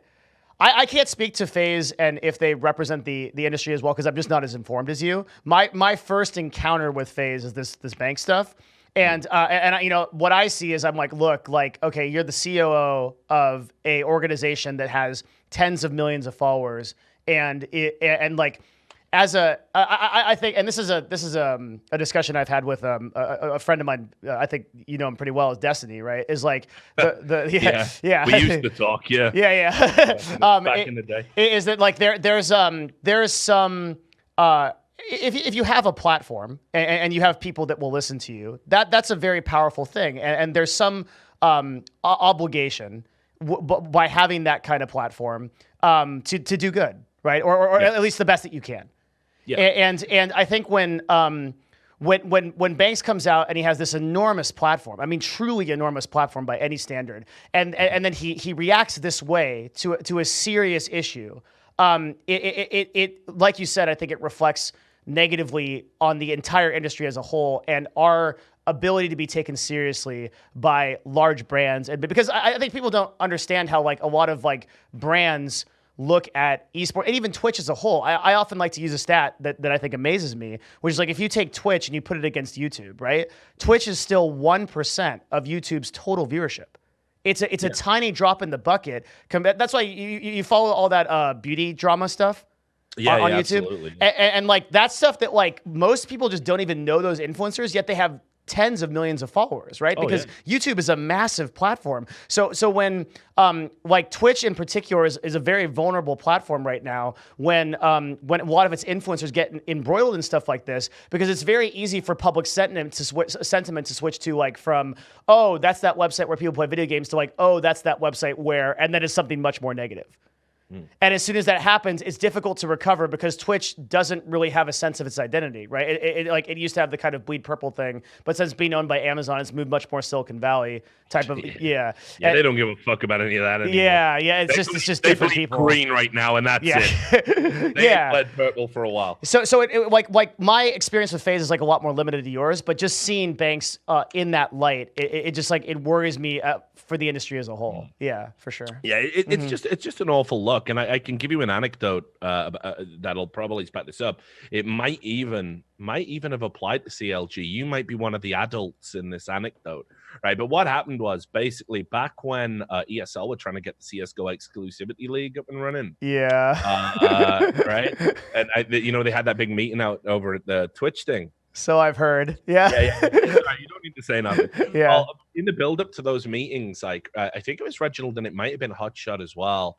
But anyways, some of the younger owners and the younger voices in the room, like they were like, because they didn't even understand CSGO because they weren't from that world. Yeah. ESL had basically two sets of meetings, and one was one where they let the young guys come along, and that was where quite famously Reginald was like, who does more for the industry, TSM or ESL? That was the quote. Yeah.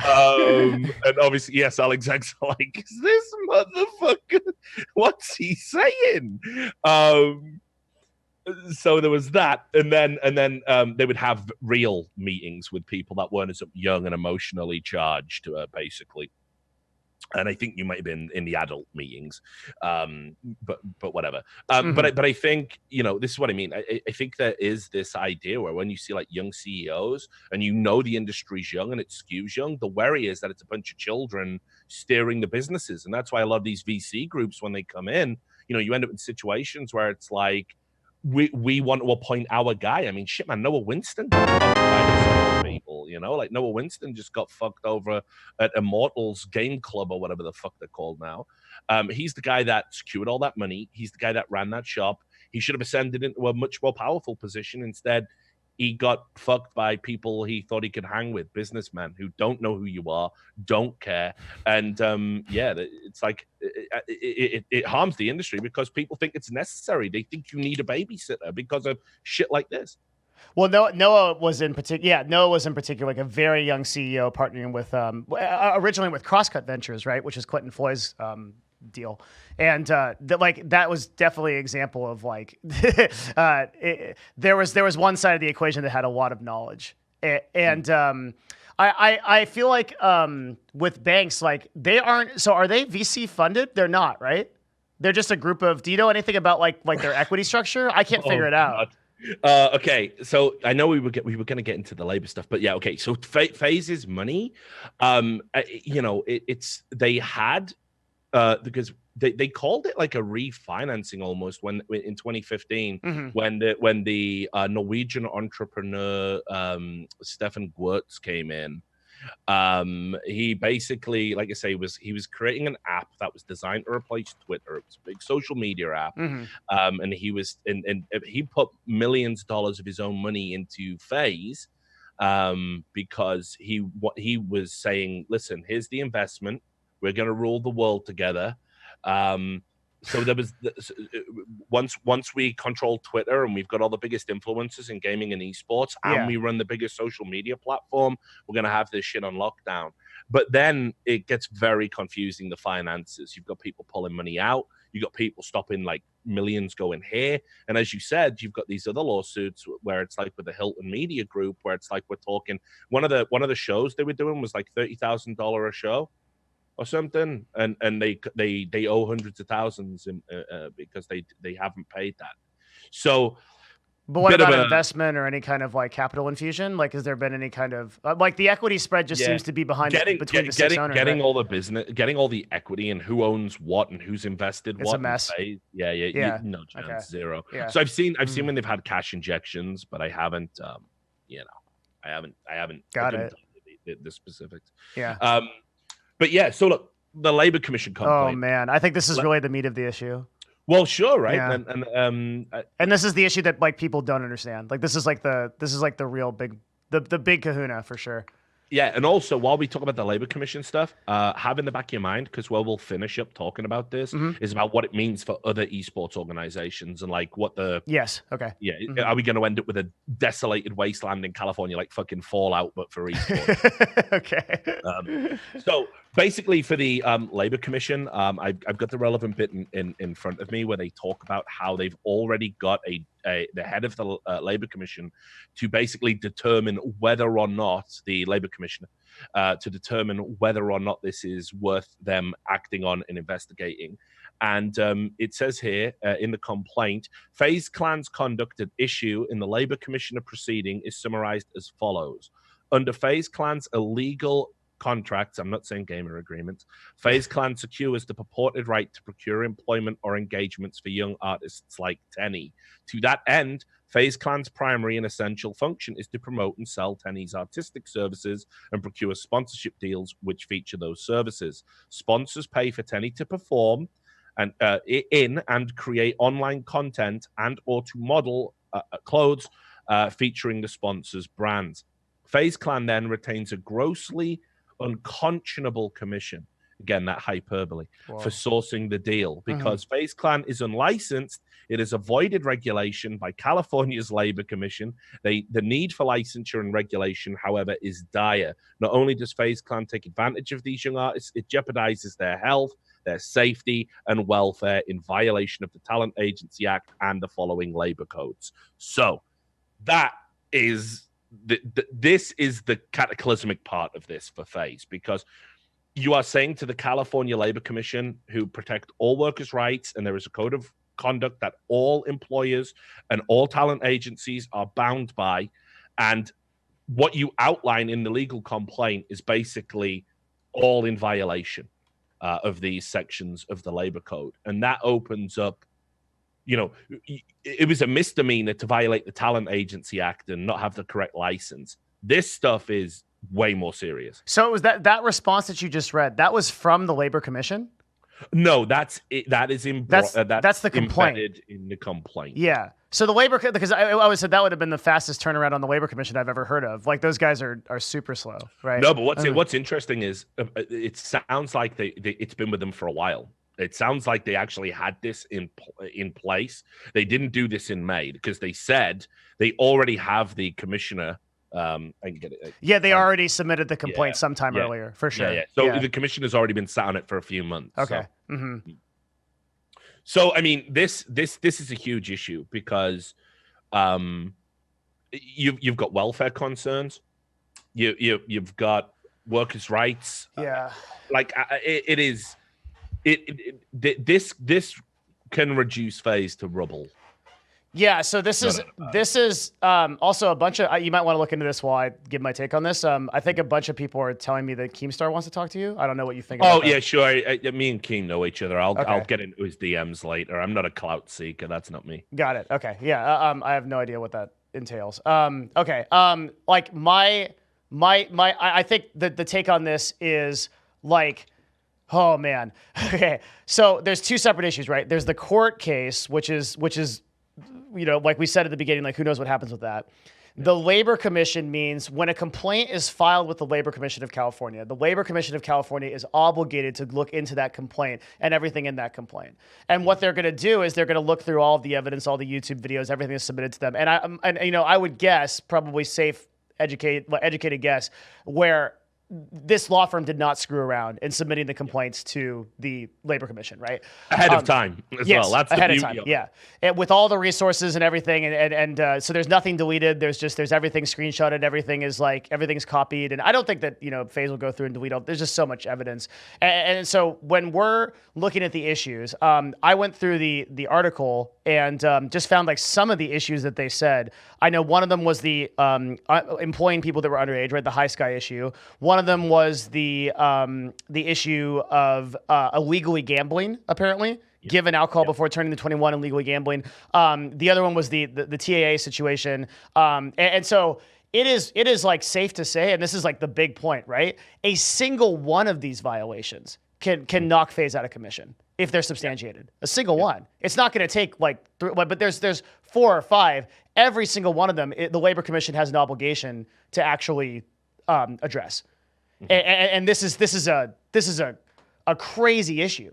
If the Labor Commission comes down on this, at a minimum, FaZe can be fined, right? And at a maximum, they're completely barred from doing any business in California perpetually and starting any other kind of brand in California. All of them, right? And any income earned, which just has enormous implications for their YouTubes and their merch. It's so crazy. Yeah, I'm trying to bring up actually because I've got the codes that they're supposedly in violation of, and I'm just trying to find out the penalties for those codes. I'm just real quickly Googling that. God, it's so convoluted to try and get this stuff. I probably could have got this last night as well if I hadn't gone down the fucking rabbit hole. The rabbit hole, yeah. Fuck. Yeah. But anyway, basically, what you're saying is absolutely on point. Fines, certainly. I don't know what the upper limit of the fines are. Usually, in California, especially, but in most states, for penalties of this nature, there's an upper limit. You can't be fined above and beyond because it's America and we like to protect businesses out here. But the other issue, like you say, comes down to the welfare. Did they properly look after the people in their employ? Did they exploit the people in their employ? Did they, the underage drinking thing, was that being done for profit? That's another element. Those are all the questions they'll ask. Yeah, and it's very important that it's like these guys don't operate like lawyers or courts or things like that. These guys operate more like SWAT teams, right? They come in, they have a huge investigation, they overturn everything. If they find everything that's out of compliance, and then they just pile up the violations, right? Like it's going to be very and that's why I think there's sort of like an infinite rabbit hole. One of the ones that I was always worried about with esports is in team houses, you have chefs, and like FaZe has a chef that cooks for them. Yeah. Do you think all that stuff is done by FDA regulations? There's massive FDA regulations around having food and serving it to employees. It's a really hard thing. It takes years to get a license to do that. Right. People are saying there's a video of a 13-year-old member of FaZe shotgunning a beer. What? That can't be true. If that's true, definitely link me to it. We'd like to see that. Same with my chat. Real. That's people are saying insane. he's 16, he's 17. Oh, that wouldn't make it better in US, guys. That would make it better in the US. If he's under 21, it's chat's saying he's 17. Okay, but if he's 17 or 13, it's 21, isn't it, chat? Yeah, it's 21 if he did it on US soil. Oh my God. That can't be real. I'm gonna think it's exaggerating. I'm not having that. I mean, there's definitely a bunch of. Oh, I think somebody linked me. Let me see. Oh God, let me see. I'll let you look at that shit. Yeah. Every time we fuck, got me. Yeah. I mean, if this is the video, I'll DM it to you. I don't know. I don't know how legit it is. Yeah. Sounds like a. But yeah. So. This is another problem that you have with esports in general.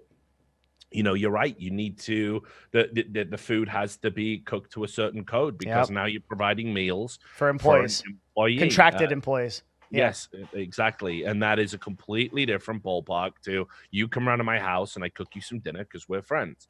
There has to be health. And I mean, quite possibly, like FaZe might be like. So if the chef is cooking, who's buying the ingredients? Yeah. Right. And so if who's buying the ingredients, it's a business expense. Oh man.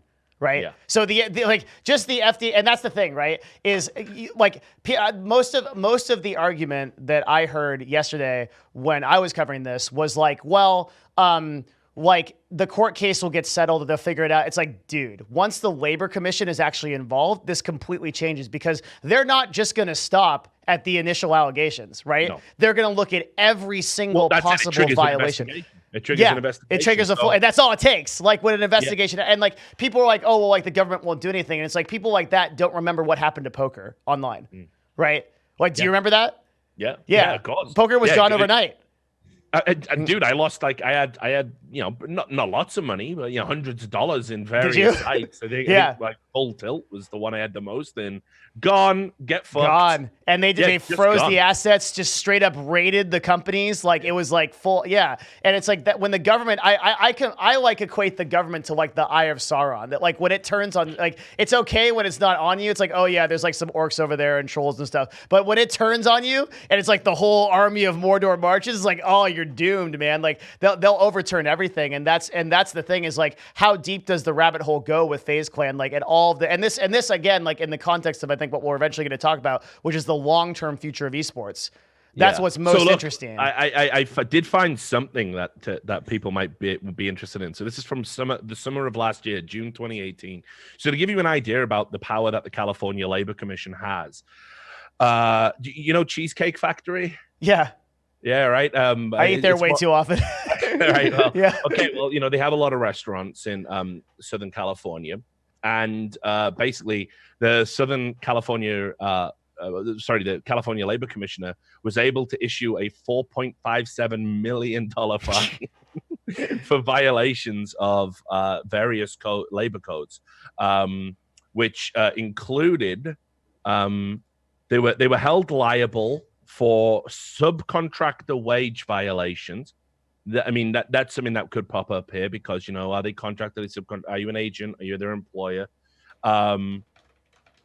Improper compliance to shift policies, reviews of meal breaks and food quality not being adhered to, and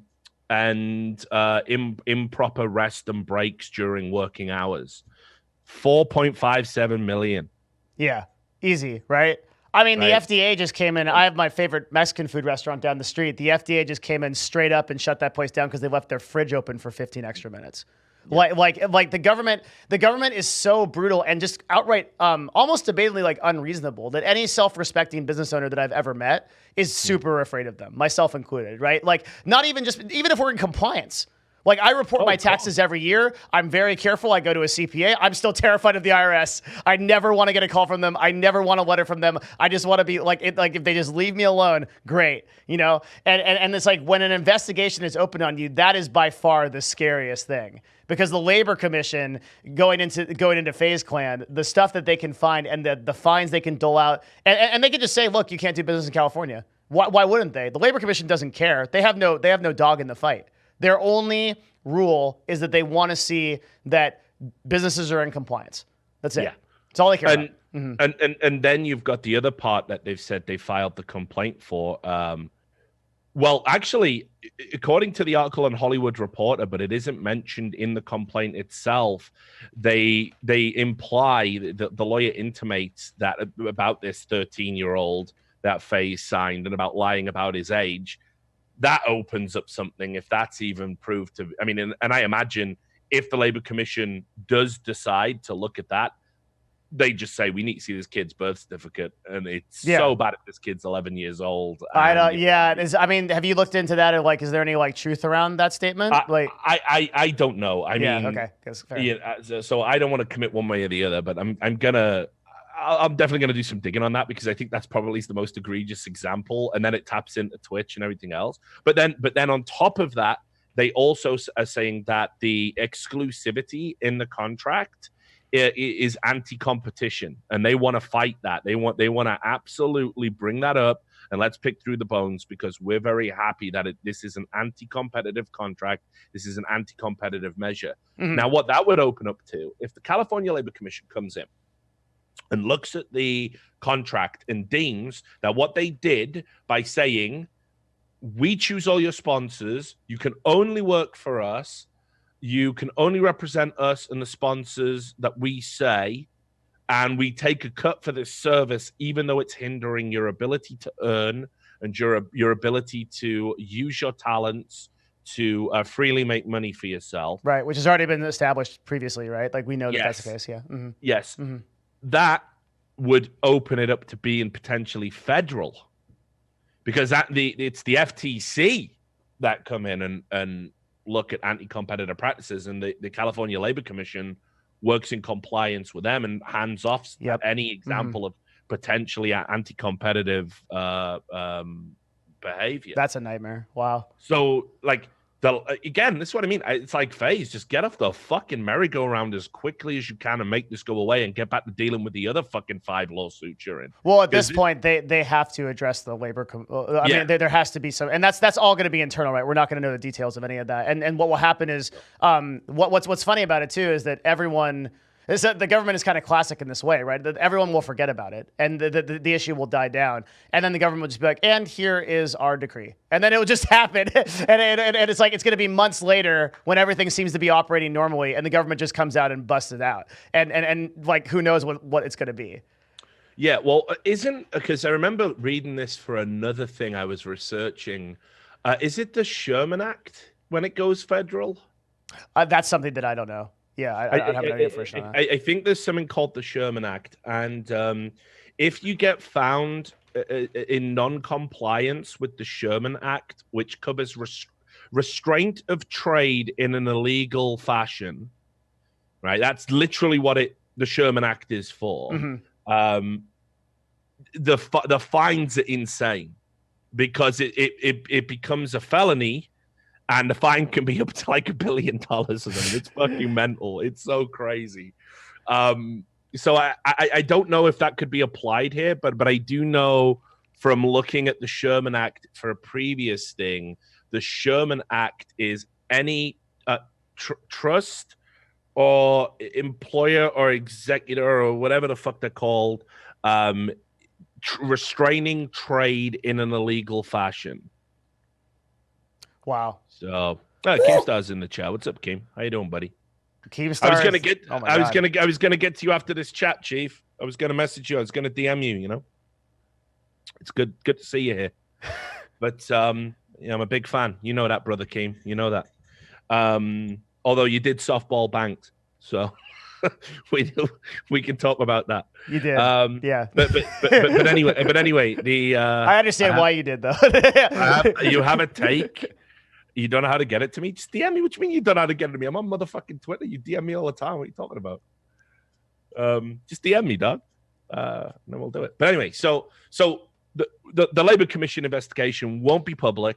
We won't know about it if it happens. You'll have no idea. Yeah, well, it will happen, right? But we won't know anything about that. Well, to be fair, there is a chance that the California Labor Commission don't.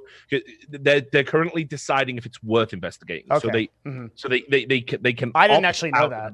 Yeah. So they can just outright. I thought if a complaint is filed with the Labor Commission that they are obligated to investigate it. Is that not the case?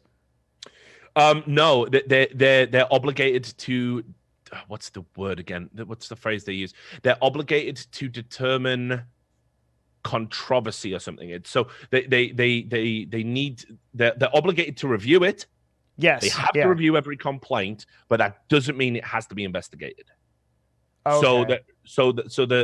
I mean, and again, if I know anything about the California Labor Commission, much like the NCAA, much like all these big organizations that are designed to make money, who've all been watching esports fucking blow up the last few years, I'm sure the California Labor Commission wants a piece of this. You would think, like, what would be a reason they wouldn't take it?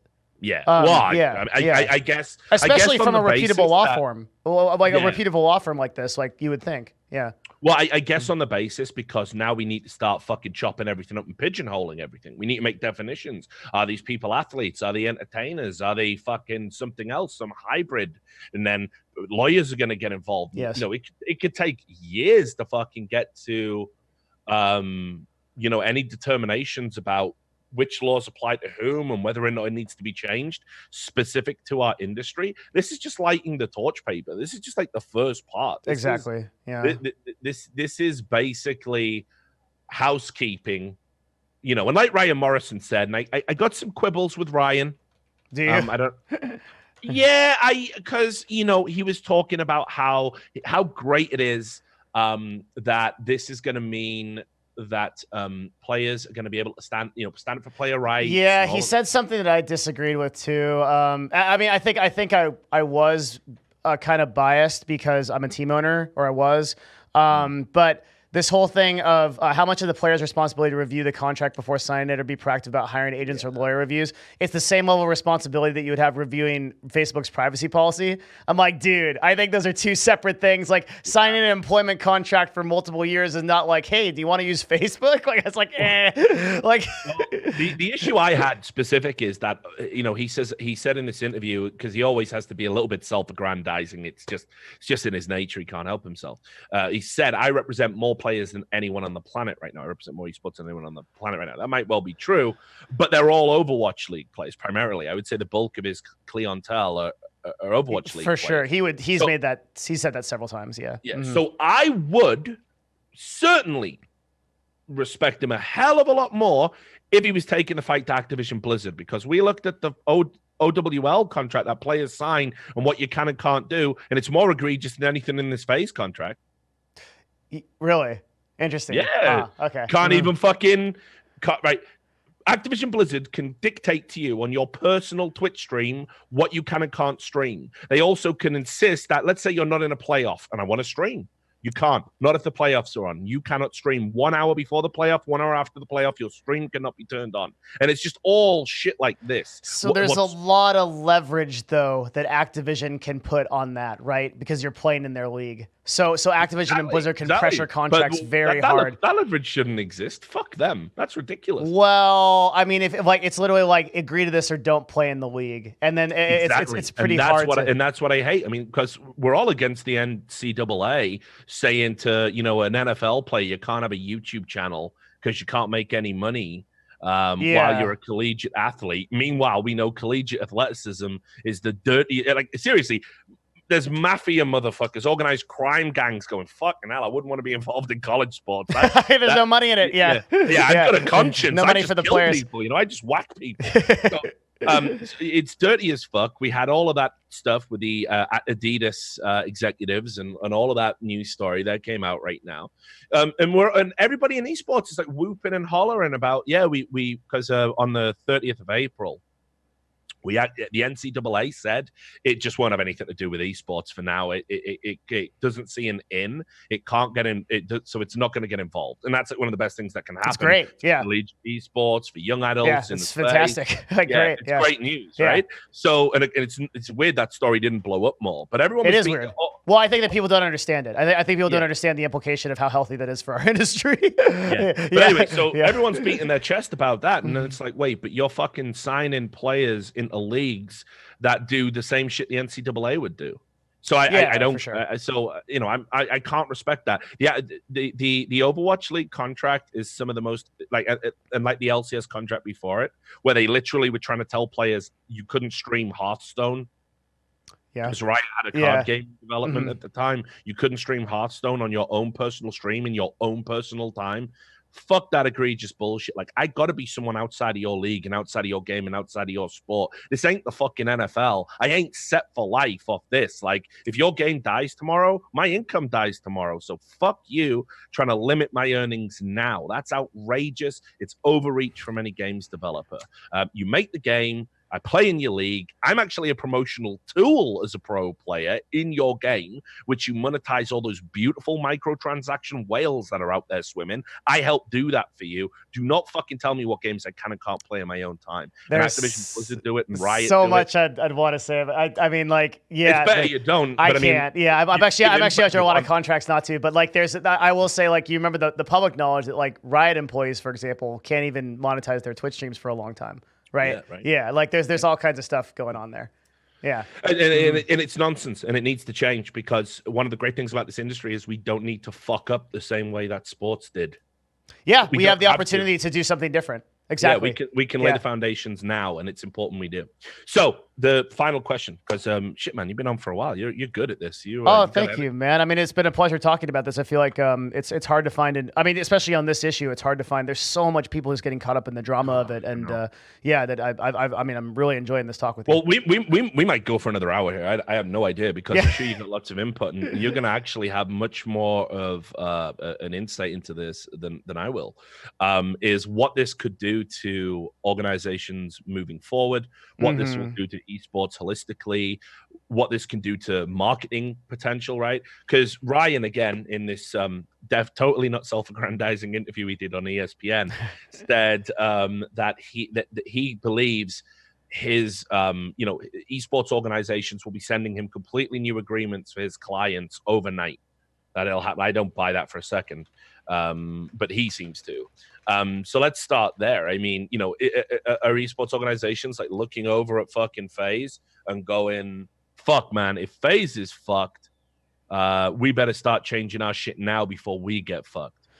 No, I don't think immediately. I think that a precedent has to be set by some governing body, like i.e. the Labor Commission, before esports teams. Like what'll happen is that esports teams will instantly change once that precedent is set, right? So right now, esports teams are going to get away with whatever they can until such a time that they can't do that. There's been some suggestion that it's like the Labor Commission, once it looks into FaZe, will like go after other esports teams. I think that's probably not going to happen. I think what's more likely is that the Labor Commission outlines things that it expects as a standard from the industry. And as a result of that, all of the esports teams change very quickly. And I think we see that in two ways, right? The number one way is team houses. I think team houses just disappear. They become artifacts because there's just too much. I can't really see a way. And when we were selling to Madison Square Garden at CLG, one of the big discussions was like, how should we house our players, right? And when we were looking at it from a liability standpoint, because at that point we were going to be owned by a public company, which has tons of implications beyond just being owned by a private like VC firm, right? You're beholden to the SEC. So we were having an internal debate about how we ought to house players, and what we came up with, what a really good team of lawyers came up with is there really is no way to house players in a way that is going to defeat all of the liability problems with it. Like, there's just no way to do that. it might be economic, and it might even be better for the competitive nature, though there's some debate to that too. But the way that esports is going to move is to everybody having apartments and living off premises, and then having like these training facilities. You're already seeing that happen in most of the major franchise teams. Complexity doing it as part TL of the is doing it. CLG itself did it. Yeah. There was the IMG Academy had an esports division for a while. That some teams were going to use. Yep. Yeah, so I think what happens is that what the most likely outcome I think of this, and again, like I think we have to like remember, like when we're dealing with the government, there are some just epic level time scales, right? They just don't operate in the same scale that we do. It may take them 4 or 5 years to come to a declaration on this, but when they do, I think they set a standard that goes forward, and like just team houses become a thing of the past. You just can't run them without liability. And that means like cooks and chefs and all of those jobs and everything that evaporates. And then I think secondarily, the contracts change. The ruling that we really want to see is the ruling on exclusivity. And sure. That, I think, more than anything, changes the landscape of esports, because right now the player expectation of playing with a team is, if I'm an esports owner, you can't come to me as a player and say, hey, I'm going to go play for TL. But if California rules that it's employment and it's at will, that it's very possible that a player could come to you, say, hey, I'm going to join TL, and then just leave and quit. And like that's a total, and because particularly now, what's preventing that in sports is all the unions and all of the classification as athletes, but that doesn't exist for esports. So if esports players are actually just regarded as employees, oh my God, it changes everything. Well, yeah. I mean, all those buyouts that people rely on, which, I have mixed feelings about it, because I'm like you. I think players, where possible, should certainly be honoring contracts. And I think where possible, these esports organizations should recognize if a player gets a better opportunity, within reason, you should be letting them go. I mean, if you're egregiously losing out and you're massively out of pocket, and it's been done in a very unfair way, and perhaps even in a way that like violates rules around a franchised league, poaching, that sort of thing, then we should probably do what we can to stop that. But ultimately, I like the idea of, we had a thing in soccer, which was called the Bosman ruling, right? And people probably don't remember this, but there was a footballer called John Bosman. This goes back a while. It's just become a normal part of the landscape right now. Mm-hmm. But it used to be that when you signed a contract to play for a team, they could still keep you beyond the parameters of that contract. Oh, so those are also those same clauses are in esports right now. Yeah. Right. Mm-hmm. So even though your time had expired until you went somewhere else, you were still beholden to the people that had paid you a salary, that were obligated to do. Mm-hmm. And you could say, so there was a player who was like, well, that's fucking bullshit. When a contract ends, we should be allowed to move for free to any soccer team we want. Yeah, we should be negotiating our own contracts. And it went through the European courts, and they ruled in favor of Jean-Marc Bosman, and it became the Bosman ruling. It's why we have, soccer players sign for 3 years for a team. They do 3 years, and then they go and they sign a contract with somebody else, and the team they play for gets nothing because I'm not under contract with you. I see. Okay. And well, so right now, the way that it manifests in esports is there's like a free agency period, and there's this kind of weird fight that happens, right? Where it's the esports team tries to get the player to sign before they go to free agency because of that problem, right? It's like if the esports player goes to free agency, there is no trade value, there is nothing, right? So I think the most ideal circumstance we're talking about, like if a player just doesn't want to be a member of that team anymore, the best thing that I think for both the esports team and the player is to contact the team they want to be a part of and agree to some kind of trade value, right? Yeah. But that all evaporates if players are ruled as employees and it's at will. There's none of that. And esports teams lose their entire team overnight. Yeah, and it would also, it could potentially open up some serious problems for players too. It wouldn't just be the orgs that would suffer, because termination for cause suddenly comes into the. Yeah, I mean, I feel like esports teams kind of already have that. I agree. I think they Mm. pretty much enact that anyway. Yeah. And just no one ever contests it. Exactly. But generally, in some games, what you have a tendency to see is, oh, we benched this player.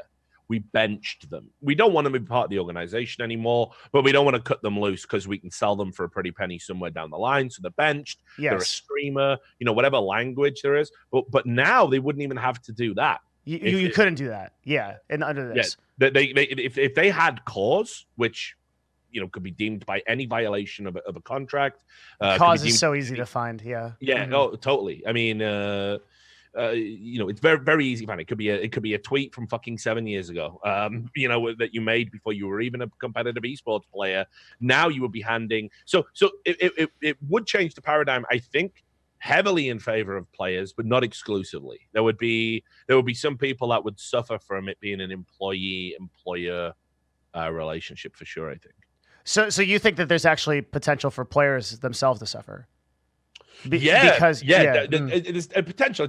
It's the smaller part of the argument for sure. Yeah, but no doubt about that. But obviously, there's certain hoops that people jump through. For example, when you're benched, you make a salary still. It's very often in esports contracts now that if you get benched or you're out of the team, you make a reduced salary. It's usually about 25% of the. Yeah, but you're still under contract, so you're still getting money. Now, if I'm an esport, if I've got a player that isn't considered very good, or didn't play very well, or there's rumors flying around that they're difficult to work with, and I can't offload this motherfucker for his buyout fee. Yeah. Right. Well, imagine a world where I don't even have to do that. I just get my assistant to go through his Twitter history. Oh, right. Well, look, in 2012, you called someone a cunt. I consider that a slur. That's not how we like to represent our organization. And this tweet's blowing up now because I also have my assistant tell people about it and tell media groups about it. And Deserto ran a story about it. So now you're fucked. Yeah. So now I get to fire you for cause. I mean, you can look at it's so much easier than that even, because one of the clauses in every esports contract I've ever seen is if you're underperforming, right? As defined by you're not winning games basically. The underperformance clauses are brilliant because it's such nebulous language. Exactly. Yeah. What does that mean? If your owner sets the standard, you must win tournaments, and you finish second, you're technically underperforming. Yes, yeah, and then you can be benched, and then you can be held to contract. And I want to be clear too, just on the side of the team owners, that this doesn't.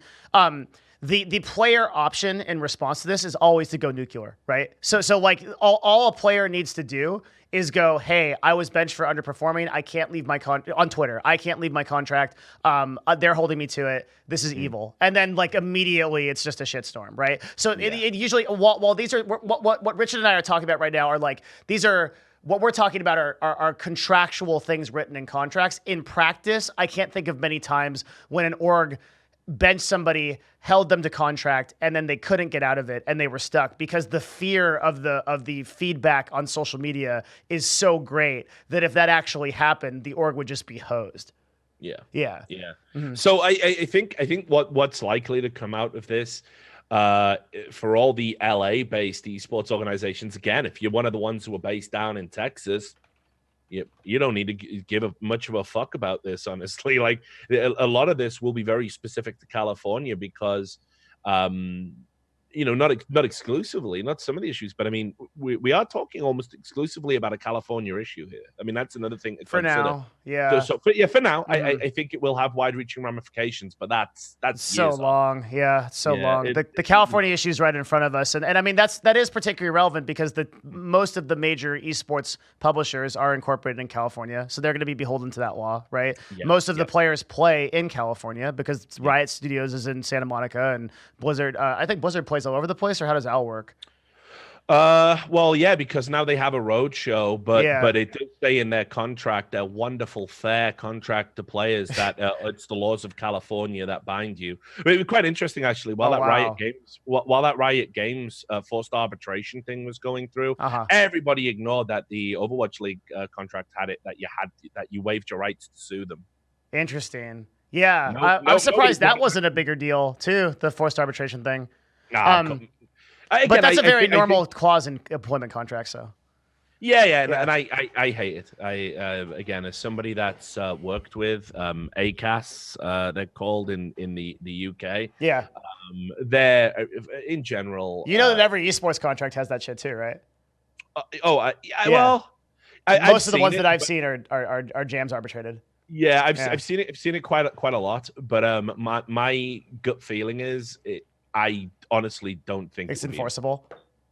I just don't. I just can't see it. I think for an esports organization, especially, like, what you're gonna tell me that, like, I go to an event, you put me in harm's way, harm's incurred. Because even the LCS contract had it where it was like, it was something ridiculous, where if you were killed, it literally had a clause about if you were killed. So if you were playing for LCS and a light lands on your head, one of the light fittings, a loose light fitting, complete negligence, it crushes your skull and you die, you couldn't get more than $50,000 out of Riot. Jesus. Okay. So they even had a clause in case of death in the LCS contract. Good God.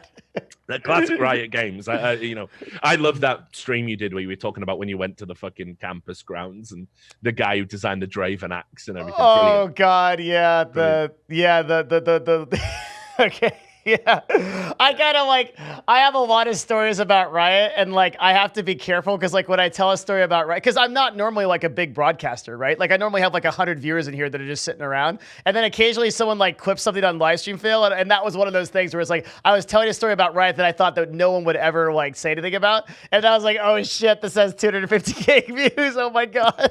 Yeah, no, it was because I mean I've been saying it for ages, like the inefficiency and how their structure works and everything is just insane. Did you ever hear the one that I told you? I've told this story about having 11 player managers in the LCS. We had this situation where I love stuff about Riot. It's like my crack. Okay, so you got to do it to me now. Okay, so this is a quick story. So do you remember when LCS players were they used to be driven? We used to have a van that would pick us up to take us to the LCS. And then eventually Riot was like, well, you got to have your own van. So there used to be, if you guys can imagine it, like there's a Santa Monica studio where people play in the LCS. And the team houses are all over the place. And CLG's house was in Arcadia, which is in Pasadena. It's a hell of a long way away. Sometimes we would commute 3 hours to get to and from the LCS. It was because it's LA traffic is bananas.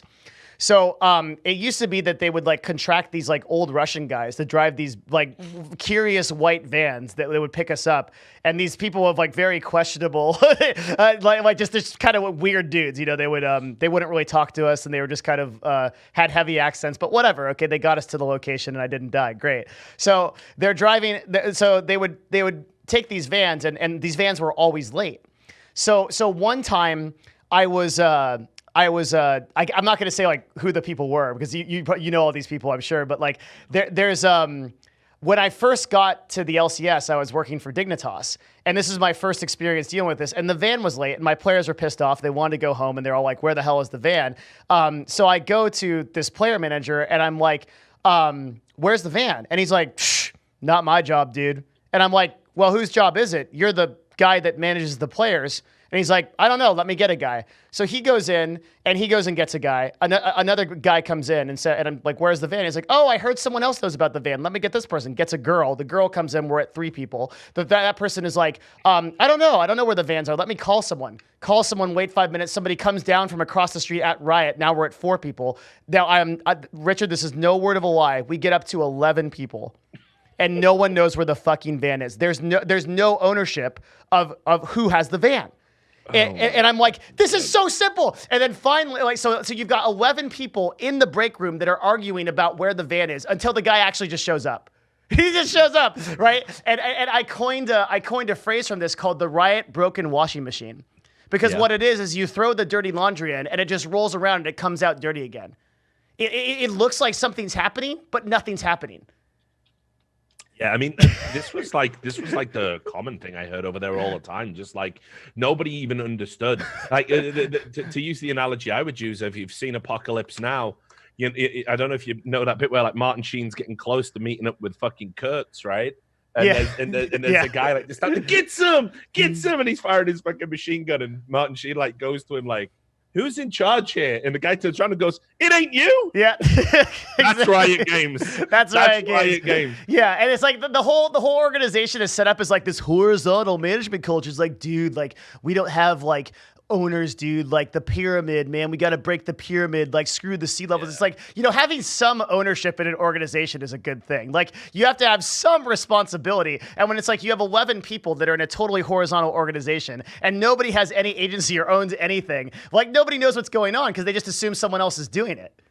Yeah. Honestly, yeah, just an absolute you know, clusterfuck all the time. And that's how we had 4,000 employees, right? At one time, Riot had 4,000 employees for one fucking game.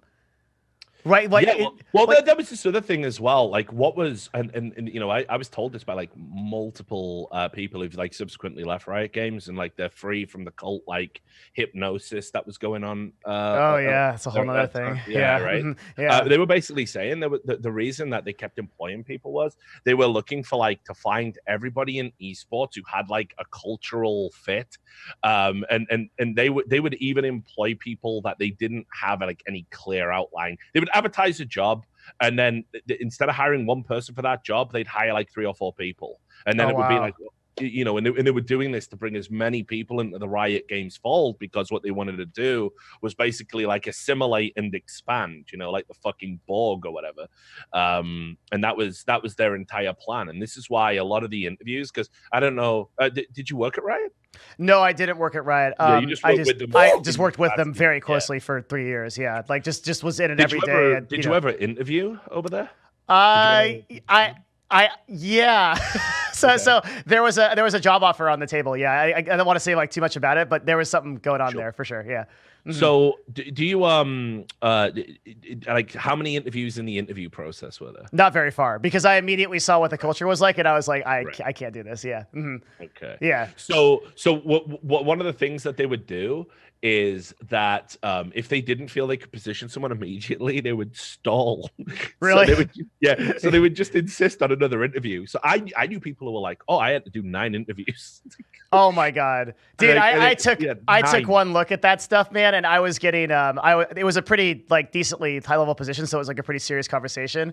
I turned 360 degrees and walked right out of there, dude. I was like, "There's no way I could do this." It was wild, and some of the questions as well, because there was obviously the famous Monty question, the me question. This was about finding alliances, which they believed were a big important part of the cultural fit. You can't have a Richard Lewis fan work at Riot Games, obviously, because it's Riot Games. So they would throw questions in, but they would come in and ask these like ridiculous questions. I mean, it just shows like tech bro bullshit knows no limits. Like questions like, if you were a brick in a wall, what brick would you be?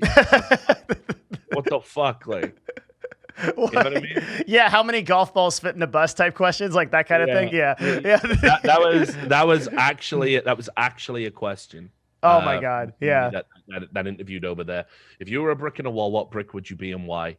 And it's just like, at that point, you're wasting my motherfucking time. Like, this is so stupid. This has got nothing to do with competency. It's gonna, you know. Yeah, it very much takes a certain type of personality to be there. And the thing is too, like you nailed it. Like there really is. So there's a concept in like business called KPIs, like key performance indicators, just like a way to track obligations or ongoing things that you're trying to accomplish in the company, and it just doesn't exist in most tech companies, and especially like Riot. They but on the, like, if you sit one down, I say it like, you pick one out, sit one down. You try and deprogram one of them. Yeah, like exactly. Like they'll tell you like, yeah, like we have objectives, and like I clearly understand my objectives. But like when you really nail it down and be like, well, what are those objectives? Like, what's the time frame you're supposed to complete these things? There's just like no. They have like a very like rough timeline, but like they have no idea of like what's actually trying to be accomplished. Yeah. Maybe it's different now, but certainly it wasn't when I was there. Yeah.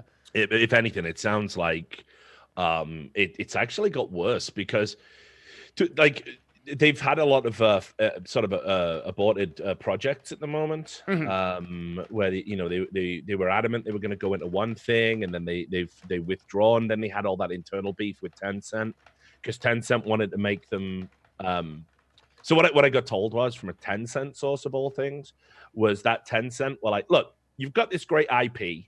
In the former League of Legends, and you're not making any other games about it. So what we want to do now that we've like acquired all of Riot Games and we're back in the driving seat, we want you to do a bunch of shit, grindy mobile phone games, freemium bullshit, right?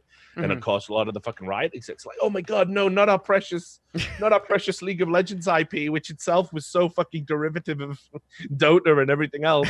No, you can't do this. It's our children, like all this like hand wringing about it. So they were like basically sort of being pressured to kind of like make stuff they didn't want to put their name The to. cannibalization, man, is like Riot goes takes everything from Blizzard. Blizzard takes everything from Warhammer 40K. Just the cannibalization continues. Games Workshop are the ones who really missed out on all of this. Yes, it's so true. It's so true. Yeah. And like everyone just moved on. It's like the whole like WoW was the first MMO thing. It's like everybody forgot about EverQuest and Dark Age of Camelot. Like it's the same thing. It's like Games Workshop, they had the whole 40K title. Blizzard just goes and copy and pastes it into StarCraft and Warcraft and just gets away with it, and nobody even remembers it. No, but there was a lawsuit, wasn't there? Yes. And didn't they rule that they were materially different? It's some unique enough IP that it didn't, which is just so crazy to me. It's like just literally, I mean, like copy and paste. They're literally called Space Marines. I mean, I don't even know. Yeah. It's just it's why I've always hated like Blizzard a little bit, just a little bit, not as much as I did now. Like now I loathe the company, but I don't know much about them. Yeah, I always very diplomatic. I love it. Always, because they were always like, we stole a bunch of ideas, and they're like, look at all this great shit we created. Like, oh, fuck off, man. I was playing fucking Warhammer and 40K way before Blizzard was around. What the fuck are you talking about? It's all the same shit.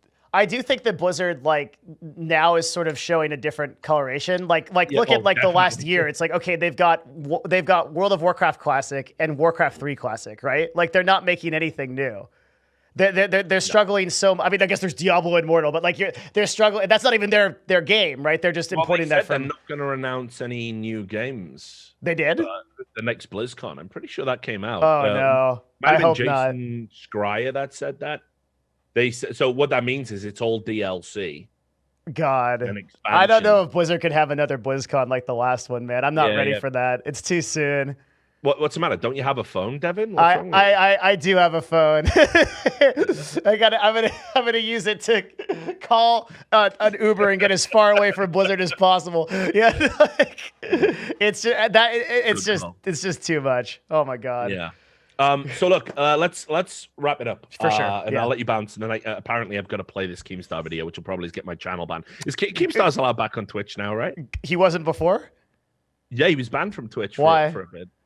Well, I mean, I don't know anything about the guy. I've just.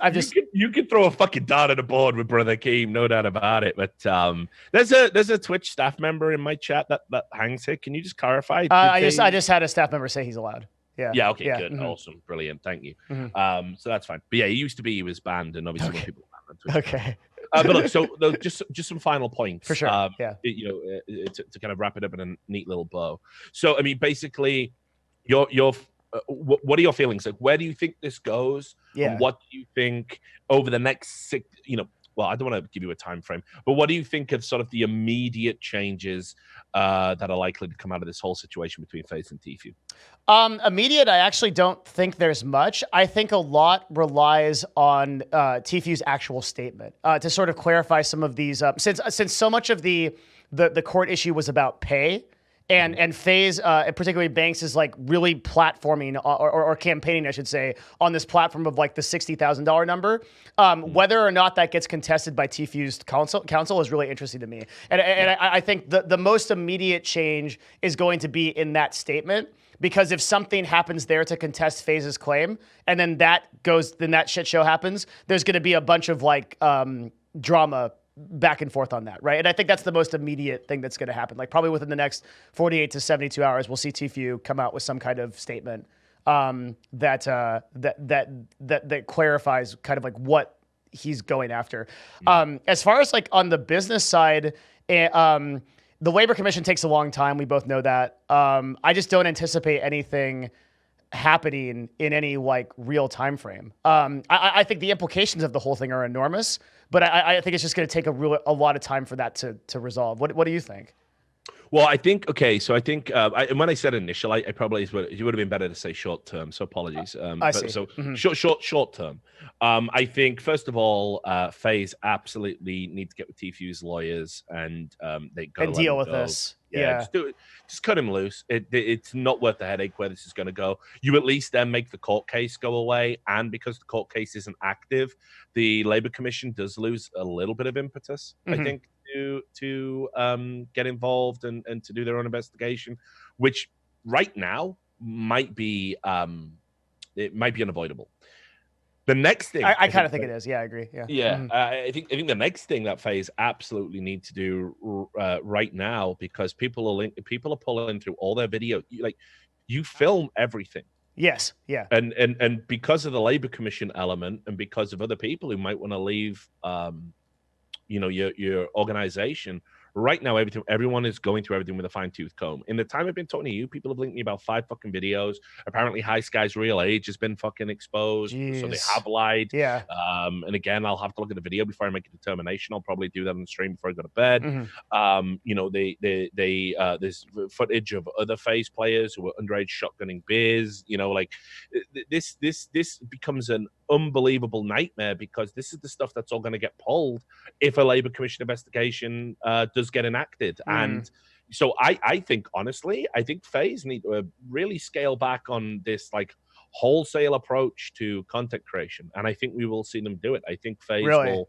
Yeah, I think you have to. I think you've got to tell everyone in the organization, stop just with wild abandon, pointing cameras at everything until this Labor Commission goes away. So who is that voice within FaZe that does that, though? If they don't have anybody that's actually business savvy?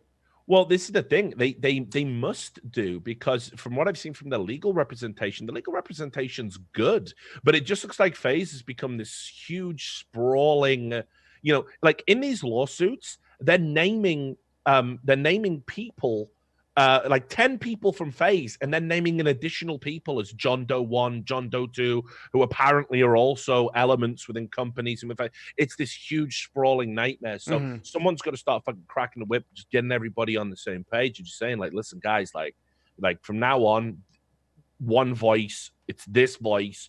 No one else does anything without their say so. I think they got to start running. Banks has said, I'm going to be offline for a few days. Motherfucker needs to be offline until for a few. Yeah, he needs to be. Yeah, he's got to be all the way gone. Yeah. And for his own safety, I say it with love. I don't say it with hate, because this is a guy who admittedly has bipolar and has had substance abuse issues and had other problems.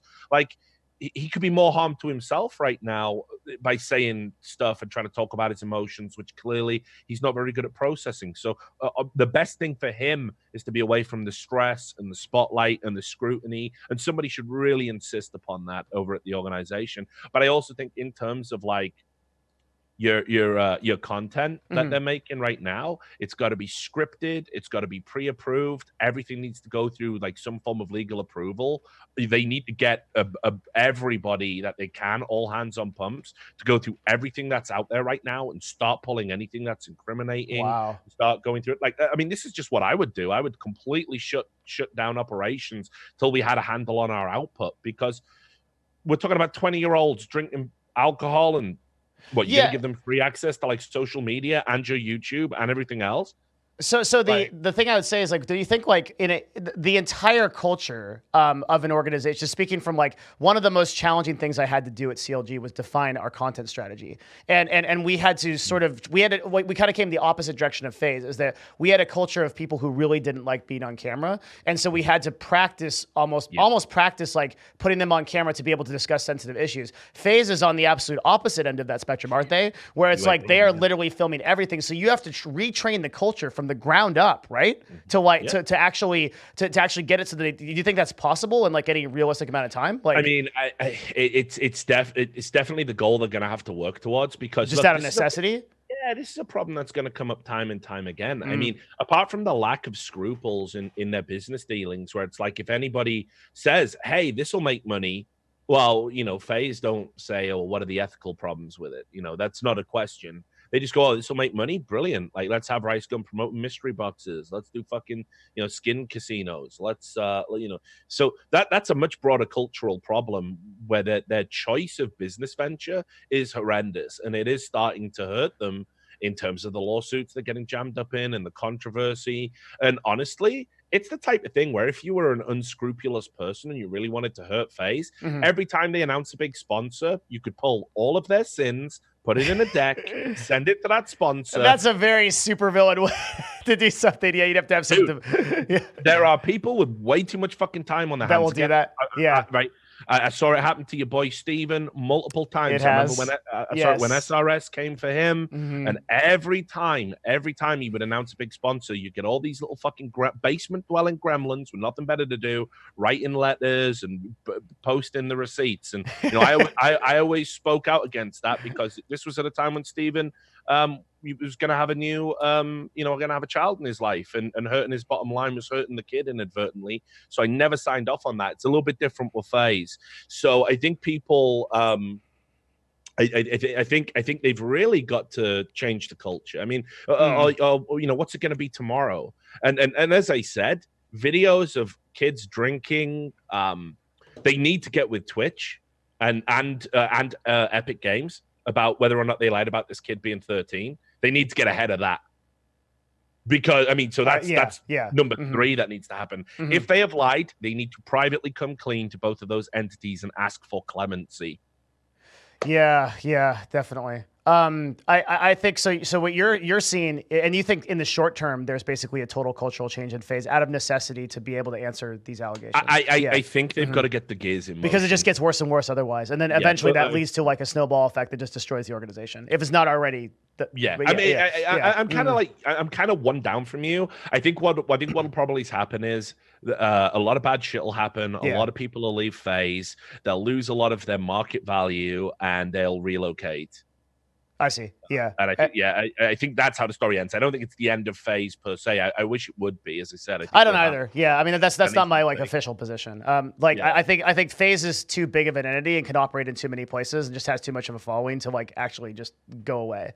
But I think FaZe as is, like you said in that clip where you were like, I think this is the end of FaZe. I think FaZe as is certainly is this sprawling media as we know it to be. Yeah. They're going to relocate to maybe Houston or something like that. Yeah, Austin or something. Vegas, maybe might be a better fit, and get away from all of the shit that they're bringing down on themselves right now. Yeah. So I think that's all the immediate stuff, and of course, we're gonna get Tfue. He's gonna get a lot of shit in the short term. I think no doubt about it. But I think eventually, wherever he lands or whatever he decides to do next, I think there is if he's got good people around him, and it sounds from what Banks was saying in his video, he does. He has a team. Yeah. He has his father's involved in the decisions. Oh yeah. He has a legal team. I think what happens is if he's smart, he's going to sit down with a very respected journalist or publication, and he's going to explain why he did it. And how it wasn't just about getting him out of a contract, and say this isn't just about me. It's something bigger. I'm not trying to make myself out to be a hero, but the contract wasn't fair. What was going on wasn't fair. And I wanted to speak out because, I want to have my time and I want to achieve as much as I can. And I hope the fans can understand that. So you'll see that spin come out. And absolutely. And I think Tfue comes out way ahead in the long term on this. Totally. Because by going second and having exactly. Totally. And not only going second, but just taking the higher road. I think he's not going to come out with a yo bro homie video, right? He's going to come out with a very professional statement that's created, that's supported by a team, and it's just going to steamroll this very emotional response from Banks. Yeah, exactly. And I think even if it's clear he's reading from a fucking script, essentially, it doesn't matter. He, in the game of chess right now, he'd have to go a long way to fuck up and get checkmated by. Yeah, he's several pieces ahead. Unbelievably. And it's funny how far ahead you get in one of these situations just by not talking, isn't it? Yeah, exactly. Yeah. I mean, there was a lot of one of the things I learned from the great Robert Olin before he went crazy and left. Was and I miss him dearly, but he always told me that sometimes the best way to kill something is with silence. And it's a important lesson to learn, to know when to know when to go on the offensive and have your social media working overdrive and to do the PR offensive, and when to just never give anything the oxygen it needs to thrive. The famous quote, man, argue with a fool and they drag you down to their level and beat you with experience. Exactly. Yeah. If you wrestle with pigs, you're both covered in shit, but the pig likes it. Well said. Yeah. I was figuring you had one of those at Hipfire. Yeah, British idiom. Yeah, exactly. We're full of them, you know. So look, man, great to talk. I feel like we could do this again sometime. Like, just I'd love to. Stuff. Yeah, honestly, it's great to get you on. I'm glad we finally got to talk, and I think your insight's been super valuable for anyone following the story. And look, I totally agree with you. I think it's a bit depressing to see people like not able to extricate themselves from the drama and break away from that being the focus. I think that speaks a little bit to our industry and kind of how young it is. And that's why it's important, like guys like you are out there streaming. You know, I mean, it's a humbling experience, right? Like me and you, the last 2 nights, we streamed to thousands of people spread across both of us. That's crazy. Yeah, breaking down legal complaints on Twitch. And so, people watched it. Yeah. And I'm used to playing Magic the Gathering for like 80 people, you know, and I just kind of, and then people are like, hey, what do you think about Twitch TV? And I'm like, this, you know, like this is a completely, I mean, I think you've been in the spotlight a lot, you know, and I've kind of always been. Good and bad reasons. Yeah, but I want to pay homage to you, man. Like the time you're taking to bring this issue outside of the drama and to bring this into its actual light. As for what it is, which is a serious set of allegations, a business and issue, and an esports issue as a whole, I really appreciate that, and I wish there were more people on Twitch that were doing that. Well, you know, sometimes I'm too thorough for my own good and too involved for my own good, but it's like I've always said it: the qualities that make me an asshole are what make me suited to do this. I would agree. Yeah. Like when I get hold of something, I just don't let go, even if it's to the point of absurdity, the point where I'm like crushing my own jaw by biting down so hard, right? But it's just, I know you need to do it to do this job, so it is what it is. Yeah. But look, man, I'll let you get back. Are you going to be turning your stream on? Because I can add you to my host list in case I turn off. Sure. Yeah. I've been live this on the stream too for this discussion. Great. So I'll add you to my host list because I think your fucking stream's a very important one in our landscape. And again, just thanks a lot for your time, buddy. And again, let's get together in a few weeks because I'm sure there'll be even more. There'll be more. Let's do a follow-up. Yeah, and if there's any way I can ever provide value to you, man, I'm one DM away. I'd love to impact it. I really appreciate what you're doing. No. Hey, thanks a lot, buddy. Nice of you to say so. You enjoy the rest of your stream. You too, sir. Take care.